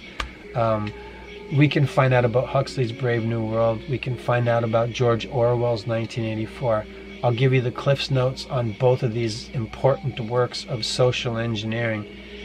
In Brave New World and 1984, the point of the story is that love doesn't exist anymore. It's about divide and conquer, keep everyone an isolated bio unit. In Brave New World, John the Savage likes Lenina, but she's nuts, and he realizes that love has died, and then he hangs himself. And Lenina and Epsilons don't know what to do about it, so they fall down into Orgy-Porgy dog pile in the lighthouse while John swings back and forth because he's like, I'm out of here. Like a Tex Avery cartoon. He's like, wow. And then in 1984, Winston and Julia are part of communist committees and stuff, and there's like 4 departments you can work for. The Ministry of Truth tells lies, the Ministry of Peace breeds war, and everything's a contradiction. So Winston and Julia do a forbidden thing. They fall in love with each other. Now Julia is like the modern woman today where she's sleeping around with everybody, but when she meets Winston, they fall for each other, and it's not allowed. So the whole point of the story is that love must die in Brave New World and in 1984, because at the end of the movie, the end of the movie of 1984, Winston, played by John Hurt, is crying, and it's not crying because he remembers Julia and he's in love with her. He's crying because of how much he loves Big Brother. It's a horrible ending. Love is destroyed in 1984. You know the TV series that's probably still ongoing called The Big Brother, where people are in a house and everybody's watching you, and people watch Big Brother the show? It's from 1984, because Big Brother's authority, and the catch line in the world of 1984 is Big Brother is watching you. We're watching you. Don't fall in love and don't have affairs. So they literally physically torture Winston and Julia till they just agree not to love each other anymore, because that's the point of George Orwell's 1984. Don't love anymore. You just be selfish and think about your own self. Or as Aleister Crowley put it, and other people before him, do as thou will. Not your will be done, Lord, but do as you will. Do your will. Nike, just do it. Burger King, we do it your way. Do what you want. You do you. This is all different versions of do as thou will. Not God's will be done, which is what you should be praying for, but rather that you do whatever you want. Look at how well that's working out. Everybody's doing what they want. As soon as the prettiest girls turn 18, what are they doing? They're showing their tits on OnlyFans and their assholes in the shower. This is heartbreaking. And guys are probably pulling their peckers out, and for gay dudes or whatever too. I don't know, whatever. I know girls are gooning too. So when I grew up, I thought all the prettiest girls, they marry them, find like a rich guy, and doesn't work out that way. They get chewed up and spit out of porn before they turn 30.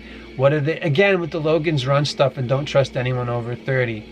A woman turns 30 years old and she's hit the wall, and now suddenly she's completely useless to life in the world, because it might as well be for women death at 26 or 25 because they spend the last 3 years, I'm going to turn 30. I've seen the TikToks. And then they're like, yeah, but I have value. Yeah, but you blew mad dudes in the time between now and 30. And it's sad. Of course they're not useless or worthless or anything. A lot of them become moms. Teen moms, because MTV propagandized it. Do you see how you watch the thing on TV and you imitate it? Maybe I want to be a teen mom. I'll let them go in raw. Even though every episode of Teen Mom probably has it showing you that they're not going to stay together. Didn't somebody from the MTV's Teen Mom go on to make porns? I remember that was a thing from other countries. Like, in America there was a stigma, like, she's beautiful, but nobody would want a woman that was in Playboy. And Playboy didn't even show penetration. It was just pretty naked women.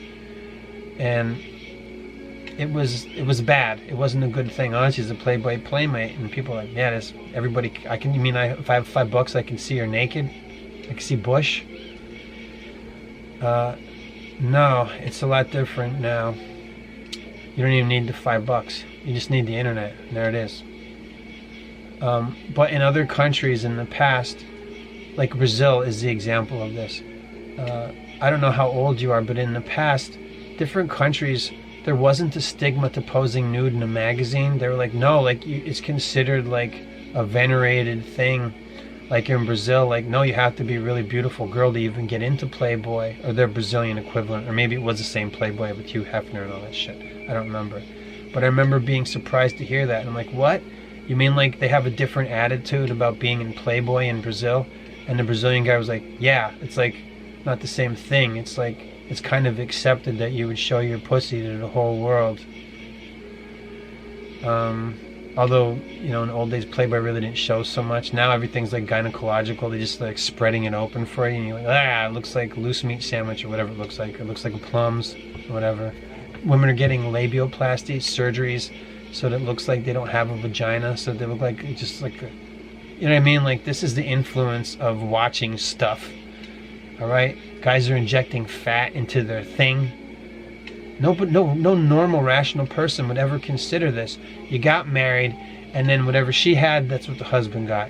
And then whatever the husband had, that's what the wife got. And then you stayed together because sex was supposed to be your whole secret world for bonding. It was marital bliss. It was skyrockets in flight. It was afternoon delight. It was funch, you know, but sanctified. So look what happened now. It's about destruction of the family. Aleister Crowley wrote a poem. It was an ode to the devil called Enemy Number One, the Family, or Family Enemy Number One, or something like that.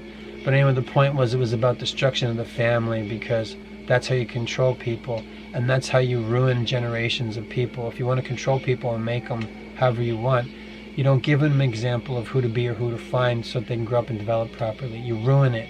You give them fake role models, which is now more than ever through Cocomelon and preschool programming that don't teach kids anything about the real world. It's always about a world of pastel colors and fantasy and puppets and cartoons. That's not how people grew up through the whole of history with watching TV shows. You don't learn anything from that preschool programming. There's a preschool programming called Toys and Colors, and in it, it's like Asian, and they speak with broken English accents. Hi, I'm your Uncle Jerry or whatever. And then the kids don't have parents. It's this weird fantasy world where everything's pastels and bright colors, where they live in a set of a house with a fake yard and stuff, and they have all the toys and all the things. But they don't have a mom or a dad. There's not one single mom or dad in this Toys or Color, because I've asked people who have let their kids watch it, and I said, you got to stop letting them watch that. It's propaganda, like Chinese communism propaganda or whatever, Korean propaganda or whatever. Because they only have aunts and uncles. Auntie this, uncle that. This is programming for the young people. This is programming for the alphas and betas or whatever generation we're on now. It's, you don't need parents. Remember how you watch Toys and Colors? Yeah. Well, the color is yellow, and the programming is no mom and dad. So like when the Muslims went over as immigrants to China, which I don't know why, but when they went over to immigrants as China, they separated the dad from the family. And that's always been a strategy. The strategy of the welfare system in America is to separate the dad from the family. And now I guess I would say give everybody a phone. And now it's hard. We can't even afford to have families. It used to be in the past a blessing to have another member of the family so that they could help, so that everybody would eat better when they got old enough to work for, you know, to help the family, because families mattered. But the strategy we have today is divide and conquer. And the wealthy elite whose fortunes shape the fates of nations and things like BlackRock and Bilderberg meetings know that the family's got to go. Because if you want to control, and Bill Gates and Gates Foundation, all these evil bastards, they know what this is willful. They know what they're doing. It's divide and conquer. It's the strategy they want. That's why they have pride parades. It's the deadliest of the 7 sins. Hey, we're going to have a parade in defiance of God about who we have sex with. That's what a pride parade is. Pride is one of the 7 deadly sins. And ego, vanity, and pride. Look at the narcissism epidemic that has us, like Narcissus himself, staring into our own phones and our own image, making tic-tac, maybe not you and me, I'm kind of old, making TikTok thirst traps, or show like the women like doing the looks and everything, and they said duck face years ago, and that's evolved into whatever it is now. Now they call it a thirst trap, and the guys mewing and sticking their jawlines out because we're being bioengineered through our food source into women without wombs, and the women that have the wombs are being discouraged from being moms. Because why? Because they want to have hatcheries, because they want to grow people in a plastic bag like in Blade Runner 2049, and they have things like Agenda 2030 and Agenda 21, and they have objectives they want to meet by the year 2050, and they want who's they? The wealthy elite whose fortune shaped the fates of nation. They know how to program us. They're the ones that have the money to fund it. And in the conglomeration of things, the corporations are merging together so that, in the Resident Evil, there's the Umbrella Corporation. They're leading to that. Like, we have like 5 big corporations, and as they merge, that's a monopoly. And we used to do is break up monopolies. Disney's a monopoly. They own too much of our entertainment. They need to be dismantled and taken apart, and it's not being done. All these things need to be taken. BlackRock needs to be taken apart. These things are evil. The Gates Foundation should never have a hand in our education. These men are evil. That guy is not a computer guy. He's a eugenics legacy. Look at what his daddy wanted to do. He's awful. That one, like McDonald's, Microsoft, Microsoft Education. That's terrible. They want everybody to think the same. It's easier to control people. And we know that they hate families.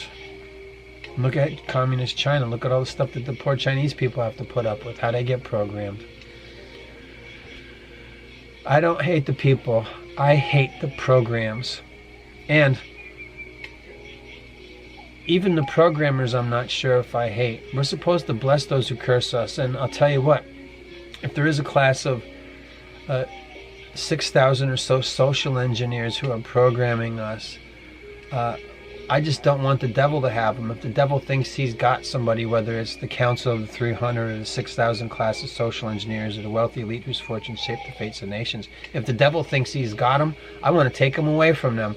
I want those people to become saints. Actually, probably saintly martyrs because of all the shit that they did. But hey, anybody that gets into heaven belongs there. He's not letting anybody in that doesn't belong there, right? So whatever the devil wants, I'm sticking with this one, and you can learn how to bring this into your life too as I wrap this up. Whatever the devil wants, we don't want him to have it. I want to take every single thing away from him. Look at all the destruction and evil that's been done to us on this earth. Look at all the stuff that's been done to the women and the kids, and the stuff that the men endure and trek through, and how it ruins them and destroys them, and they die along the way. Whatever the devil wants, I don't want him to have it. And apparently he's got the leaders of the world, because they're working together to tell us that there's not enough to go around, pushing us closer together, taking everything away and telling us I'll love it and you will eat the bugs. That's just evil. There's enough for everybody on the planet.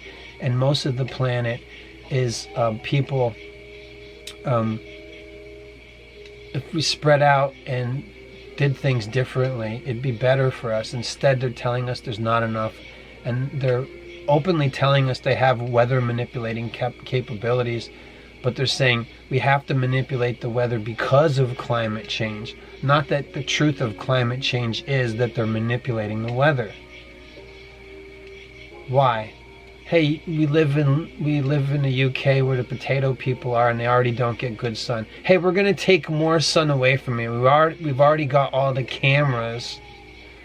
We've already changed your way of life permanently, and we've uprooted people from a different climate and put them in your climate. And now it's going to be harder for them too, because, generationally, the immigrants that came into the UK from other places, that's not their climate. So they're doing this to everybody. It's like the Snowpiercer shit, where nobody's from anywhere, and like Brave New World, where we all belong to each other because we all work for the corporation. It's bullshit. It's just mixing us up and saying like we want everything to be equal. But their idea of being equal is that, well, we're all equal now, so you don't matter more than anybody else, so nobody fight about anything, and you just take what we give you because everybody's getting the same thing. And you're going to live in plastic, Lego cubicles, and wear plastic scrubs and pajamas, and wear and plastic Crocs, and we own all that shit, and you're going to love it because we're taking away your choices. Right now you actually do have some choices, and for a lot of things it's the illusion of choice, but we got to get those numbers down. They lie about the population of the planet. They say there's 8 billion people. It's probably more like 3 billion people, and there's enough for us. They're lying to us. And what it says on a New World Order, which we've had for quite a long time, but in that website that used to be there that I saw in the early 2000s, authorship of a New World Order, was that there'd be a series of small-scale conflicts at all levels. Now, we thought that just meant about constant warring, which it does at different levels, at the local level, but they also mean within inside of oneself. They want us to be a constant conflict inside of ourselves, and they want us to be craving through the internet dopamine releases. And when we go to the internet, we get dopamine, but we also get fearful and we get cortisol. So they're messing with our brains and the chemicals in our brains. Dopamine, cortisol, dopamine, cortisol, dopamine, cortisol, dopamine, cortisol, and you're fried. And then you go to sleep and you get preyed upon by evil. That's another episode. And sometimes we don't get good sleep at all because of you have the TV on. And I get it, you know. We're stressed out, bummed out society, and they don't want us to have families. They want Big Brother to be the family, as read about in George Orwell's 1984. And they get us to go along with Big Brother by watching the reality shows. What are the other reality shows that came up? The Jersey Shore. Hey, young people, don't do anything. Just be dumb and stupid and have crappy Mick jobs, like which are the only ones available now, and go out and get drunk and get high and bang each other and be idiots. But you're not going to make $1 million doing that. When the Jersey Shore was a popular show rather, school teachers were saying, our kids say they want to be like the Jersey Shore, and the teachers didn't even know what the hell that meant. But it is a real thing. Like, you can go back and find videos on this. That yeah, the teachers were saying they want to be like Jersey Shore. Now people want to be content makers and influencers, not role models, influencers. They want to have an influence on our lives. To do what? To be Logan Paul? Look at the legacy of Logan Paul. What's Logan Paul's legacy? Take the money and run? That's not going to age well. People they hated the guy the whole time. They're really going to hate him when they grow up, and they have grown up, the Logan Paul people. They're grown-ups now. They hate him because they're like, yeah, this guy was just ripping everybody off the whole time we were kids. And he's like, well, I don't care. I have the money. Who gives a shit? Now he's old too. He can retire. He's already got all the money. He tricked you. And you hate him. His influence on your life. Maybe not you or me, but you know what I mean. You can fill in the blank with other online douchebags. His brother, Andrew Tate, all these guys. What's Andrew Tate's claim to fame? It's one singular thing. He said you can whore out cam girls. You can take a woman and abuse her, and here's how to do it, because he's a pimp. It's the same shit they did in the 90s with the gangster rap with guys like Ice-T, where he's like, I used to be a pimp, pimps and hoes and all this stuff. It's devaluing human life. What kind of a good guy is turning out women? He's an asshole. You get to bang them, you have a stable of whores. That's terrible. Everybody else is banging them too. That's disgusting. But that's the only thing that Andrew Tate's got going for him. And he says, oh, because the Matrix and this and that, and go to the gym and you have to eat supplements. And it's bullshit. He's a nonsense man. He's right about the Matrix, though. We live in the Matrix. They want to get us to, you don't have a family like Neo or any other people in the Matrix. You just live in a life pod, which is your death pod. Same thing. Live in your Japanese cubicle house. and recycle, because that'll save the world. And don't have kids, have pets, because it's less of a responsibility, because the pets don't live as long as kids. You know, what we're supposed to have is an example of who to be. Our role models are the men and women in our lives. I know it doesn't work out for everybody. The horrors of war, people don't have dads or whatever. You know, people get sick and they die. But you're supposed to have an example. You know, throughout history it was, you have parents, you have a mom and you have a dad. One of them's an example of who to be, and the other one's an example of who to find. And then you grow up, and then you have children, and then you go to your parents, or you go to your spouse's parents, and you say, hey, we're new at this. And then you get help from the grandparents, which are your parents or your spouse's parents. And then that helps the stability of the family, and the generations work together to help each other. And now what do we got? The boomers hate everybody, and the Gen Xers hate Gen Z, and Gen Z hates all boomer, and everybody hates the boomers. I agree. But it's been done to us.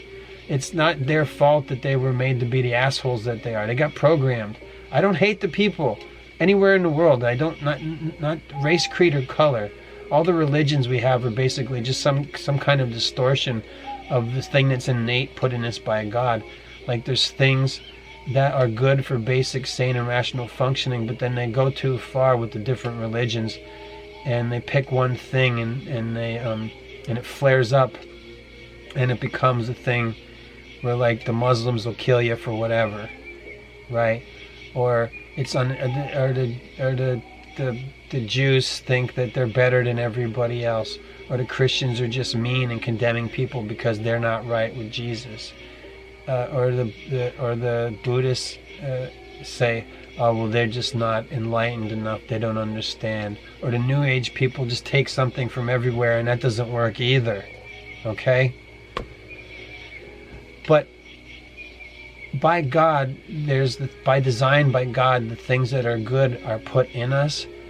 But there's so many different ways that we get pulled, whether it's by culture or religion or just the way of life that we may be forced into living, that those qualities are always under attack. The good things that God wanted in us, but they're there anyway.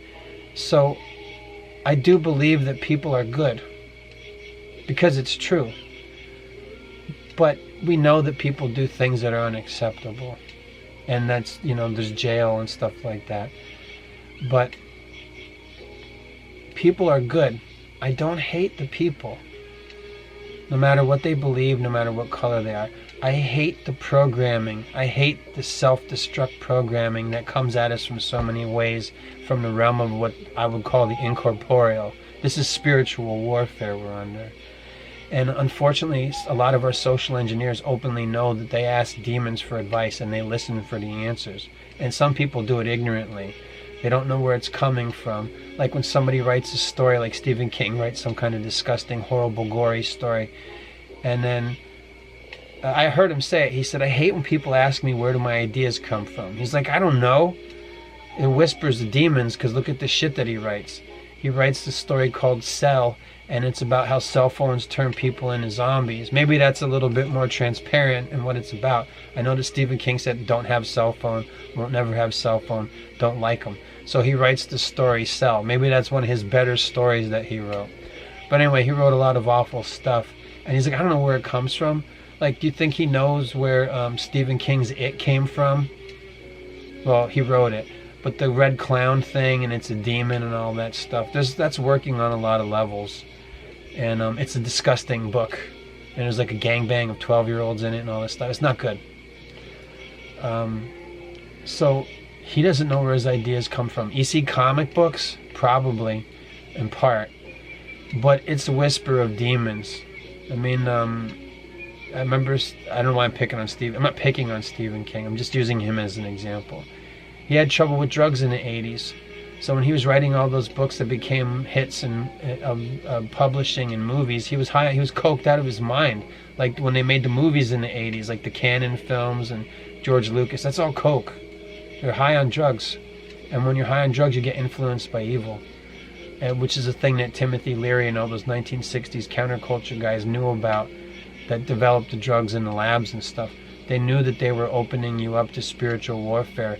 You're blurring the boundaries between corporeal and incorporeal when you're on drugs, and so many things are drugs. Not just the stuff from the pharmaceutical pharmakeia, but look, just, people are on so many different combinations of things. You've seen the people like this.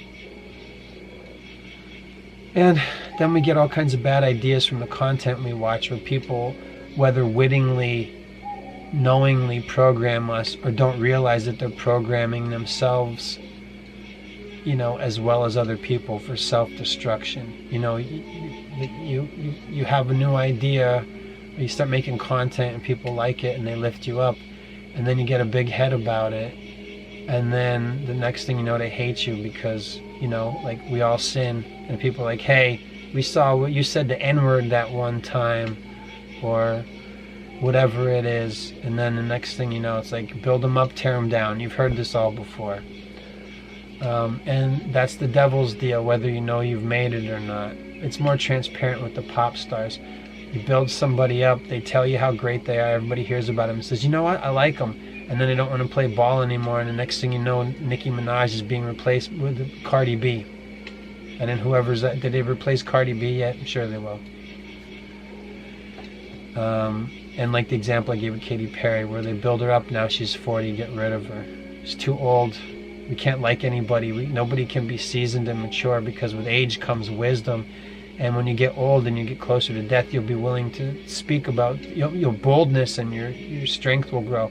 So you can only get so old as a celebrity, and if you don't keep renegotiating with their evil pacts and ways and eyes wide shut, mouth wide open parties and all that stuff, then what happens to you?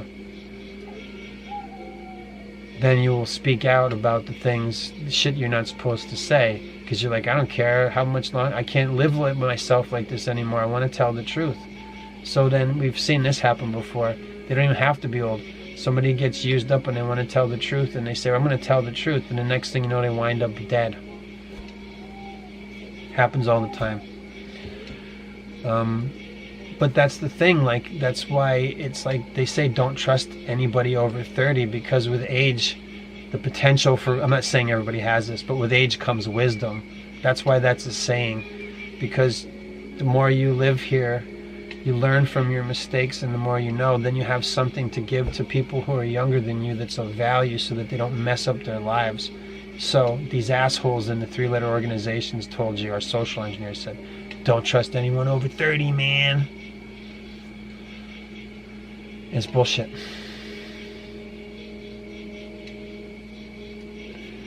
We need an example of who to be and who to find for peace on earth for all mankind, and we can't have that without help from God. It's only by His grace and His mercy that we get anywhere. And the grace is help whether we deserve it or not.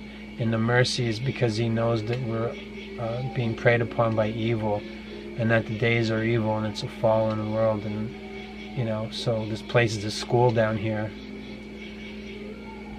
lifelong.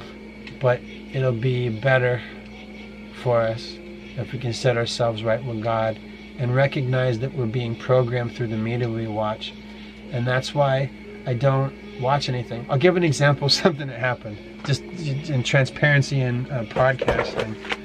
I have the Cowboy Bebops, okay? I'd never seen it. I remember it from my progeny growing up with Adult Swim. And we always thought it was cool, but we didn't follow it. I didn't know that you didn't have to follow it. You could just watch an episode of Cowboy Bebop and it'd be a one-off. So it was so cheap.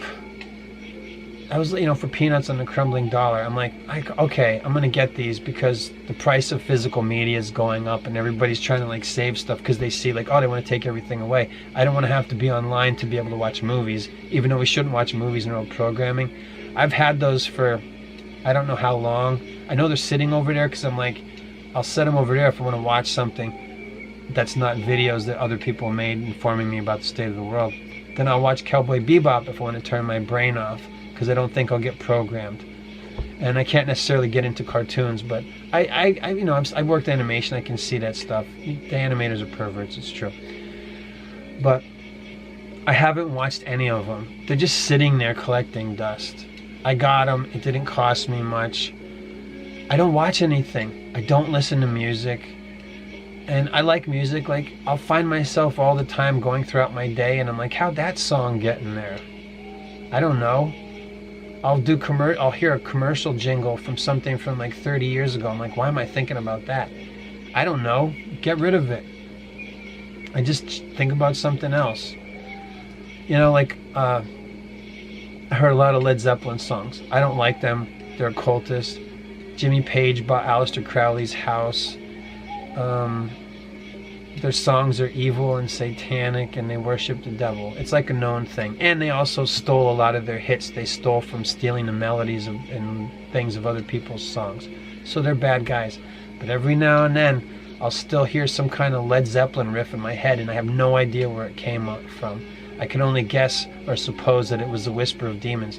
Hey, sing, you know, I can't think of a Led Zeppelin song, but you know what I mean? Like, the songs will show up.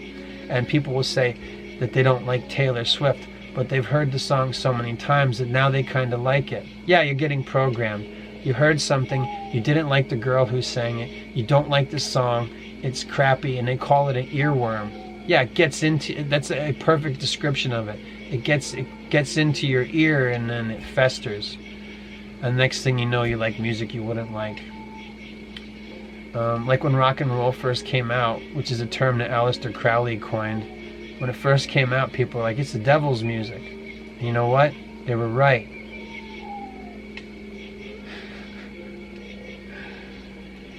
Elvis Presley, he's not so famous anymore, I don't think, but he was like the biggest guy for a long time, that when he was dead, people just didn't want him to be dead, so they would have Elvis sightings, and they would say, no, he's still alive, I saw him. And like, well, why did he pretend to die? He was too famous. He was fat and coked out, and he died. Or drugged out. He was on prescription drugs, whatever he was on. And he died. And he was a slob, and he was a Satanist. And he had all the things. And he pissed his life away. But people just didn't want him to be dead. He had such an effect. But he was a bad guy. Didn't he marry, like, he married his cousin, like Jerry Lee Lewis? Didn't he marry, like, a 15-year-old or whatever? I can't remember. Two 15-year-olds getting married is one thing, but Elvis Presley, I think she was 14 or something when he married her. Elvis was a bad guy. He was a bad person. I mean, I'm sure he loved people, but you know what I mean? Like, he was led astray and had to pay up. And people still love Elvis. Don't you talk about Elvis? I don't know, I hope he got into heaven. I hope he's not having a hot oil bath. Because again, anything that I could take away from the devil, I want it to be taken away, in summation. So we're getting programmed. How'd you like Word Nerd? I've never played this game. It's like from 1979, I think I saw. But Hasbro, in the conglomeration of things, it's like one of the only... That's toys now, right?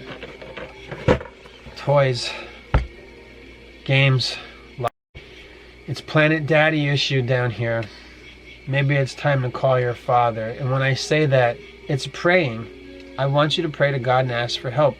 Maybe you don't know that you need it. Maybe you're praying like, okay, I get it. You don't have to keep saying that. No, I do. I'm going to keep saying it. Just if only to remind you, or I don't know who's watching these, if a new person watches them.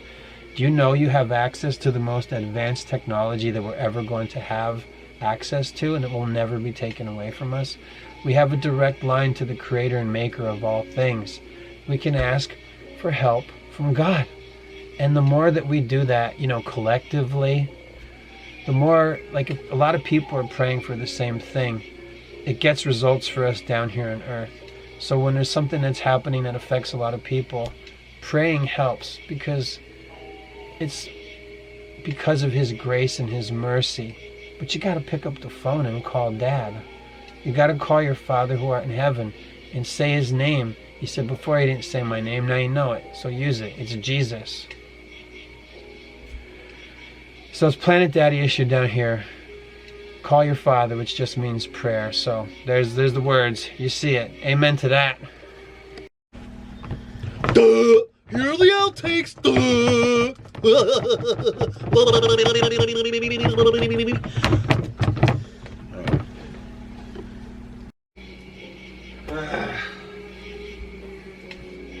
We're staying closed. Shit, I forgot to do it again.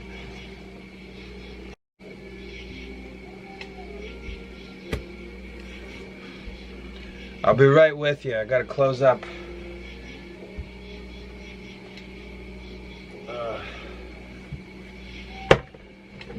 Okay.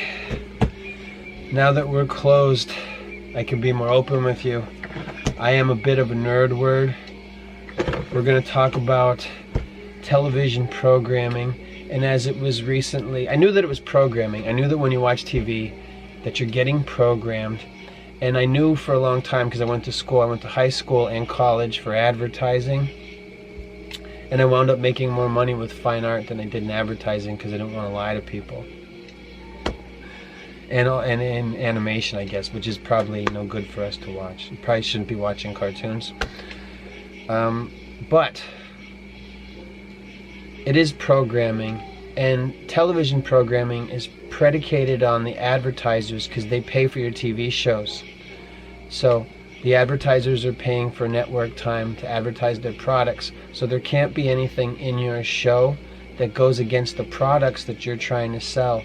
And now in the conglomeration of things, the great conglomerating, or whatever they call it, is a word for this, right? The great conglomeration, where everything's being pushed together into, I think most of the companies, there's like 5 big companies, and lots of things in the world fit under the umbrella of them, and that leads to one global government. So they would try to do. I gotta do this. I don't know. I'll get it right.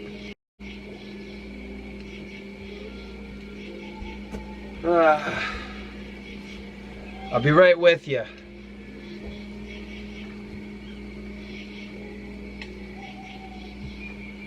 Closed. But now that we're closed, I can be more open. I am a bit of a word nerd, and I want to talk about words and the meaning of words. But really it's about movies and TV programming. But again, you know, words come into this. It's called television programming. Since its inception, it was called television programming because you're being programmed. In the old days of TV, they used to stop the TV show and they would do a commercial. It's the Honeymooners, and Jackie Gleason would do commercials right in the middle of the show. They have a doctor come on and tell you about the virtues of smoking cigarettes and how it was good for your health. True, you can find these things on YouTube. You can find old. I remember there used to be cigarette commercials, the Flintstones. Nobody knows the Flintstones anymore. It was a movie with John Goodman and Rosie O'Donnell in the 90s, or early 2000s, I think. And no.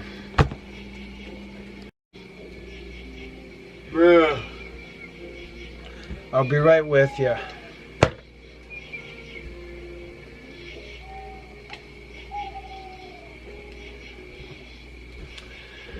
Now that I'm closed up, I can be more open with you. I am a bit of a word nerd, and I want to talk about words and the meaning of words. I've known for quite some time that television programming is exactly what it says it was, what it says it is, what it does, what it is, what it be. Let me try that again. You dummy. Alright. Damn. I'll get it. No.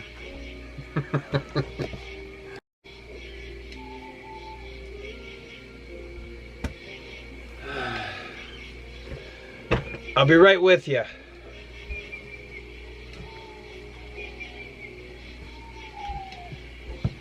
Okay. Now that I'm closed up for the evening, I can be more open with you. I'm a bit of a word nerd. I want to talk about the meaning of words, specifically television programming, what WWW means, and a thing called product placement.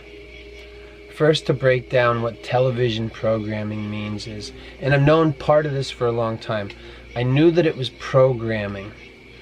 From its inception, it's been called television programming because its intention was to program you, the viewer. And in the old days of TV, they used to stop the show, and the performers of the show perform before a live studio audience. They would just break from character and they'd do commercials, or they'd bring somebody on and they'd try and sell a product. So how sitcoms work is it's a half hour long, and then 22 or 18 minutes of that is the show, and then the rest of that time are the commercials.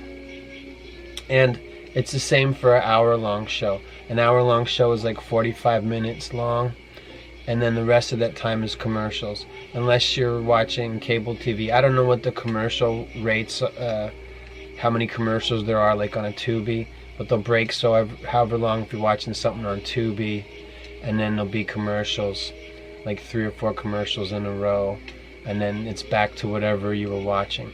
But the point is that you're being programmed. Now, when a show's on television, and this is the new part, it's tell lies, and you're being given a vision. You know how you pray to God, you're like, please Lord, send me a vision, send me a sign, or something like that. Well, you're being given a vision because you're watching it on TV. So it's telling lies, and it's a vision, and it's programming. So it's tell lies, vision, programming. So they're telling you lies, giving you visions because you watch it, and you're being programmed. That's how tell lies vision works. Then we have the world. I'm going to break this stuff down even more.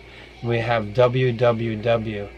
You don't have to type it in anymore, but when the internet was new, they would say, oh, my website is www.extremenarcissismtv.com.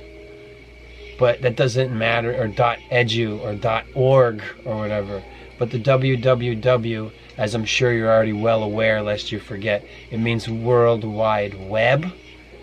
And that was the thing that you would type so that you would know that you were caught in a web. So it's the World Wide Web. Everybody all over the world, basically, at least in some ways, is getting the same programming. How we're programmed to interact through various social media platforms. And you can see the wonderful effect that it's had on destroying us utterly. Because, I mean, that's the one complaint. I'm not the only one to be making this complaint. I'd like to say it was my scoop, but it isn't. At some point, we all figure out that the internet is the thing that ruined the world. You could say the phone, but a phone's just a phone. The problem with the phone is that the internet's on there, and that's our window to the World Wide Web, and we're caught in this sticky web, worldwide. Now they want to take it even further, and the Gates Foundation wants you to think that they're doing a good thing, but it's probably an evil, sinister thing. They want everybody to get the online education so that everybody all over the world will get the same education, so that we'll all think the same way, which is programming, right? Now there'll be little differences from country to country on how the people of its nation will be programmed, but that'll be manipulated by the powers that be for however they want us to fit into, like, the one global caste system, or whatever you want to call it. So let's go back to tell lies vision programming. Sitcoms are half hour long. 18 to 22 minutes of that is the show, and then the rest of that time is for advertisers. And with shows that, like, an hour-long drama is really like 45 minutes long, and then the rest of that, the other 15 minutes, is tell lies program, commercial programming rather. And it's a little bit different, I guess, with Tubi and streaming. They've probably perfected even more so when they need to put the commercials in, so that it seems merciful, but it's not. When you're watching something on Tubi, you're like, yeah, well, the commercials aren't that bad. No, they're a pain in the butt. That's why I'm a big clip grabber. I used to clip grab stuff off of Tubi. It doesn't work anymore. But it was a lot of fun when it did. I remember that's how I saw John Wick Part 3. I saw it at my own leisure because I clip grabbed it right off of Tubi. And then I already knew that I liked Mandy with Nick Cage, so I clip grabbed it off of Tubi. And you can do the same thing with YouTube. You can click. You don't have to watch these videos. You don't have to be online to watch my videos. You can clip grab them and put them on a thumb drive or external hard drive, and you can watch them at your leisure. And it removes the commercials completely, because that's why I've been advocating for clip grab. It seems to be the safest thing where you can take stuff off of line to watch at your leisure. But you couldn't do that in the old days of television. In fact, at its inception, it was always called television programming, and they used to stop doing the show because a lot of shows were taped in front of a live studio audience, and then they would just go right into the commercials. They'd use the same cameras, the same stage, and then the people that were selling you the product would come on, and sometimes even the stars of the show would break character, which is probably why they stopped doing it that way. Like they would break character and say, "Hi, I'm Jackie Gleason. We're going to take a break from the Honeymooners, and we're going to do a cigarette commercial, and we're going to have a doctor on to talk about the benefits of why you should smoke." Because they used to do that. They used to talk about the benefits of smoking on TV, and they'd use doctors to do it. They'd say, "No, it's good for you. You should smoke. And it keeps women slim, takes away your stress, and nicotine is super, super addictive." That's the part that they didn't tell you.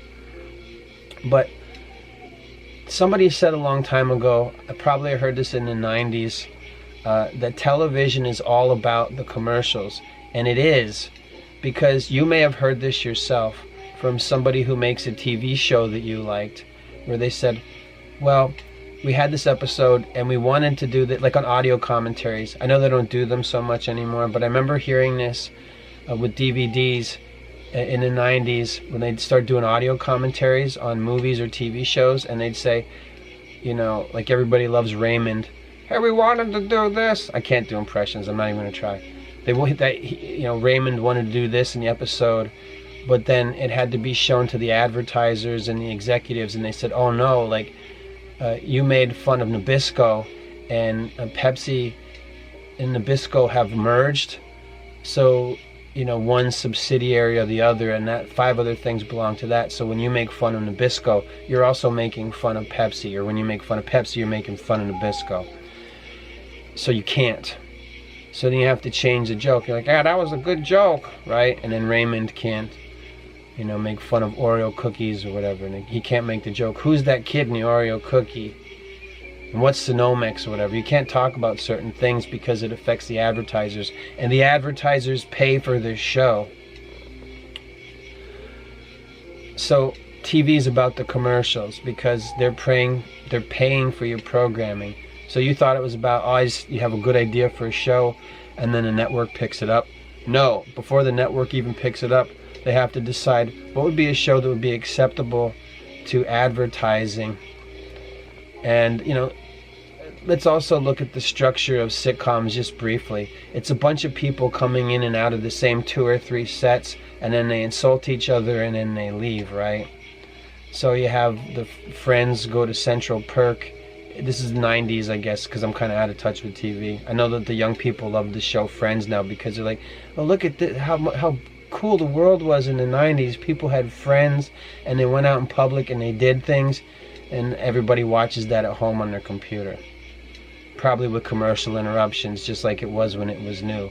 I mentioned Friends because it was the #1 show on TV.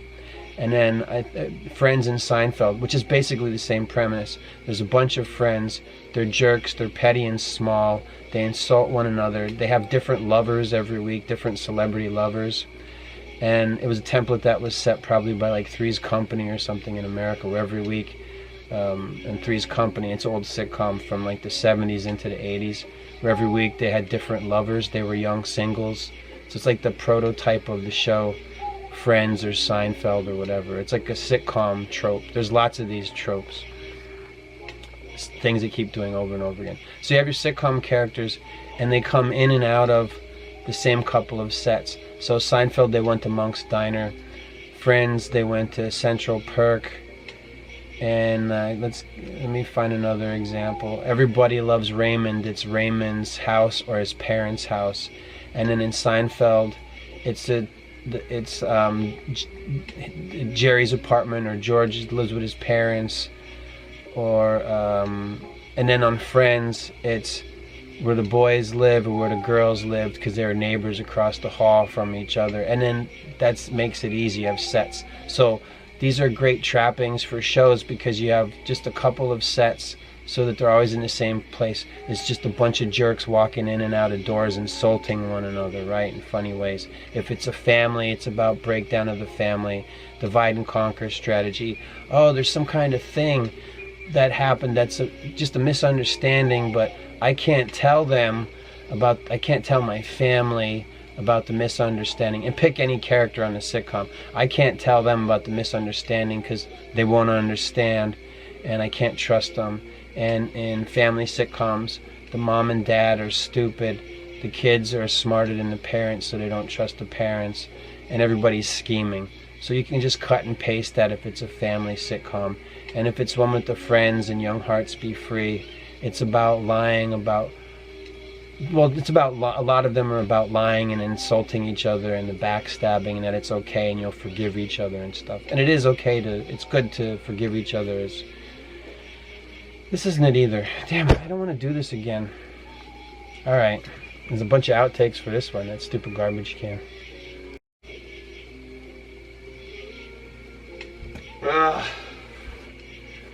I'll be right with you.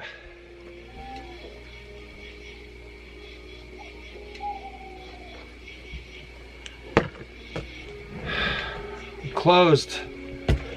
Now I can be open to talk to you about how much of a word nerd I am, but not without purpose. I want to talk about the meaning of words, television programming, or as I've come to know it, tell lies, visions, programming. The World Wide Web.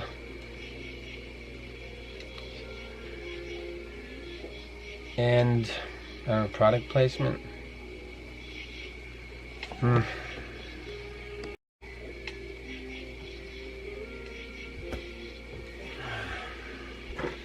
I'll be right with you.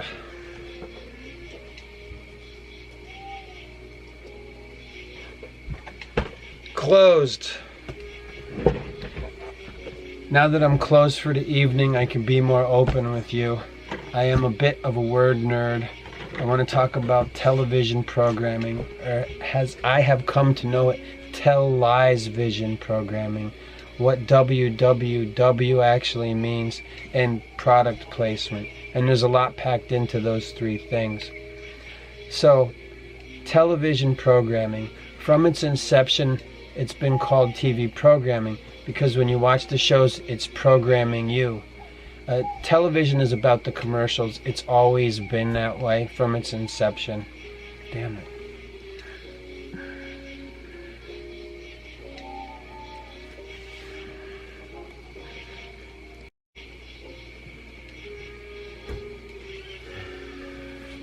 Hi, I'll be right with you.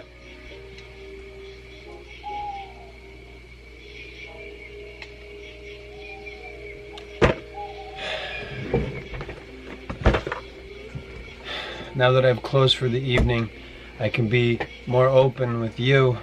I am a bit of a word nerd. I want to talk about television programming, WWW, and product placement. And there's a lot packed into these three things. Television programming is what it says that it is. And from its inception, television programming has been programming you. The invention of the TV is a weird, creepy thing. It's a cathode tube, or the cathode ray. They were trying to figure out, honestly, look at the history of the cathode tube. They were trying to figure out a way to communicate with the spirit world. So that's what they were trying to do when they invented the cathode tube, but instead we got TV. TV is about the commercials. So you're getting programmed when you watch it, not just by the content of the show, whether it's an hour-long show or like a half-hour sitcom or something. A lot of it's predicated on the advertisers. You have a 30-minute TV show. Should I even bother doing this?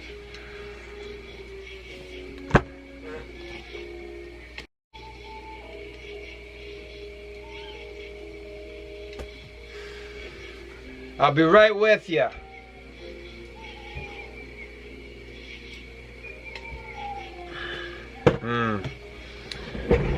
That's better.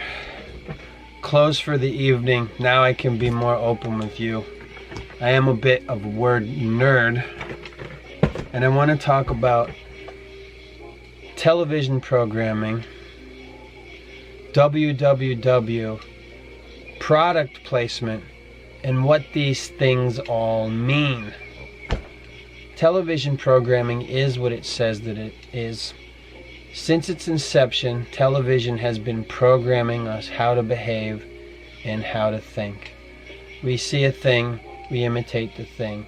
We weren't thinking about it, and the context of the television show says, maybe now I have interest in this thing. Like when kids see Superman, and then they put on a towel or a blanket, and then they pretend, I'm Superman, and they fly around and they pretend to be Superman.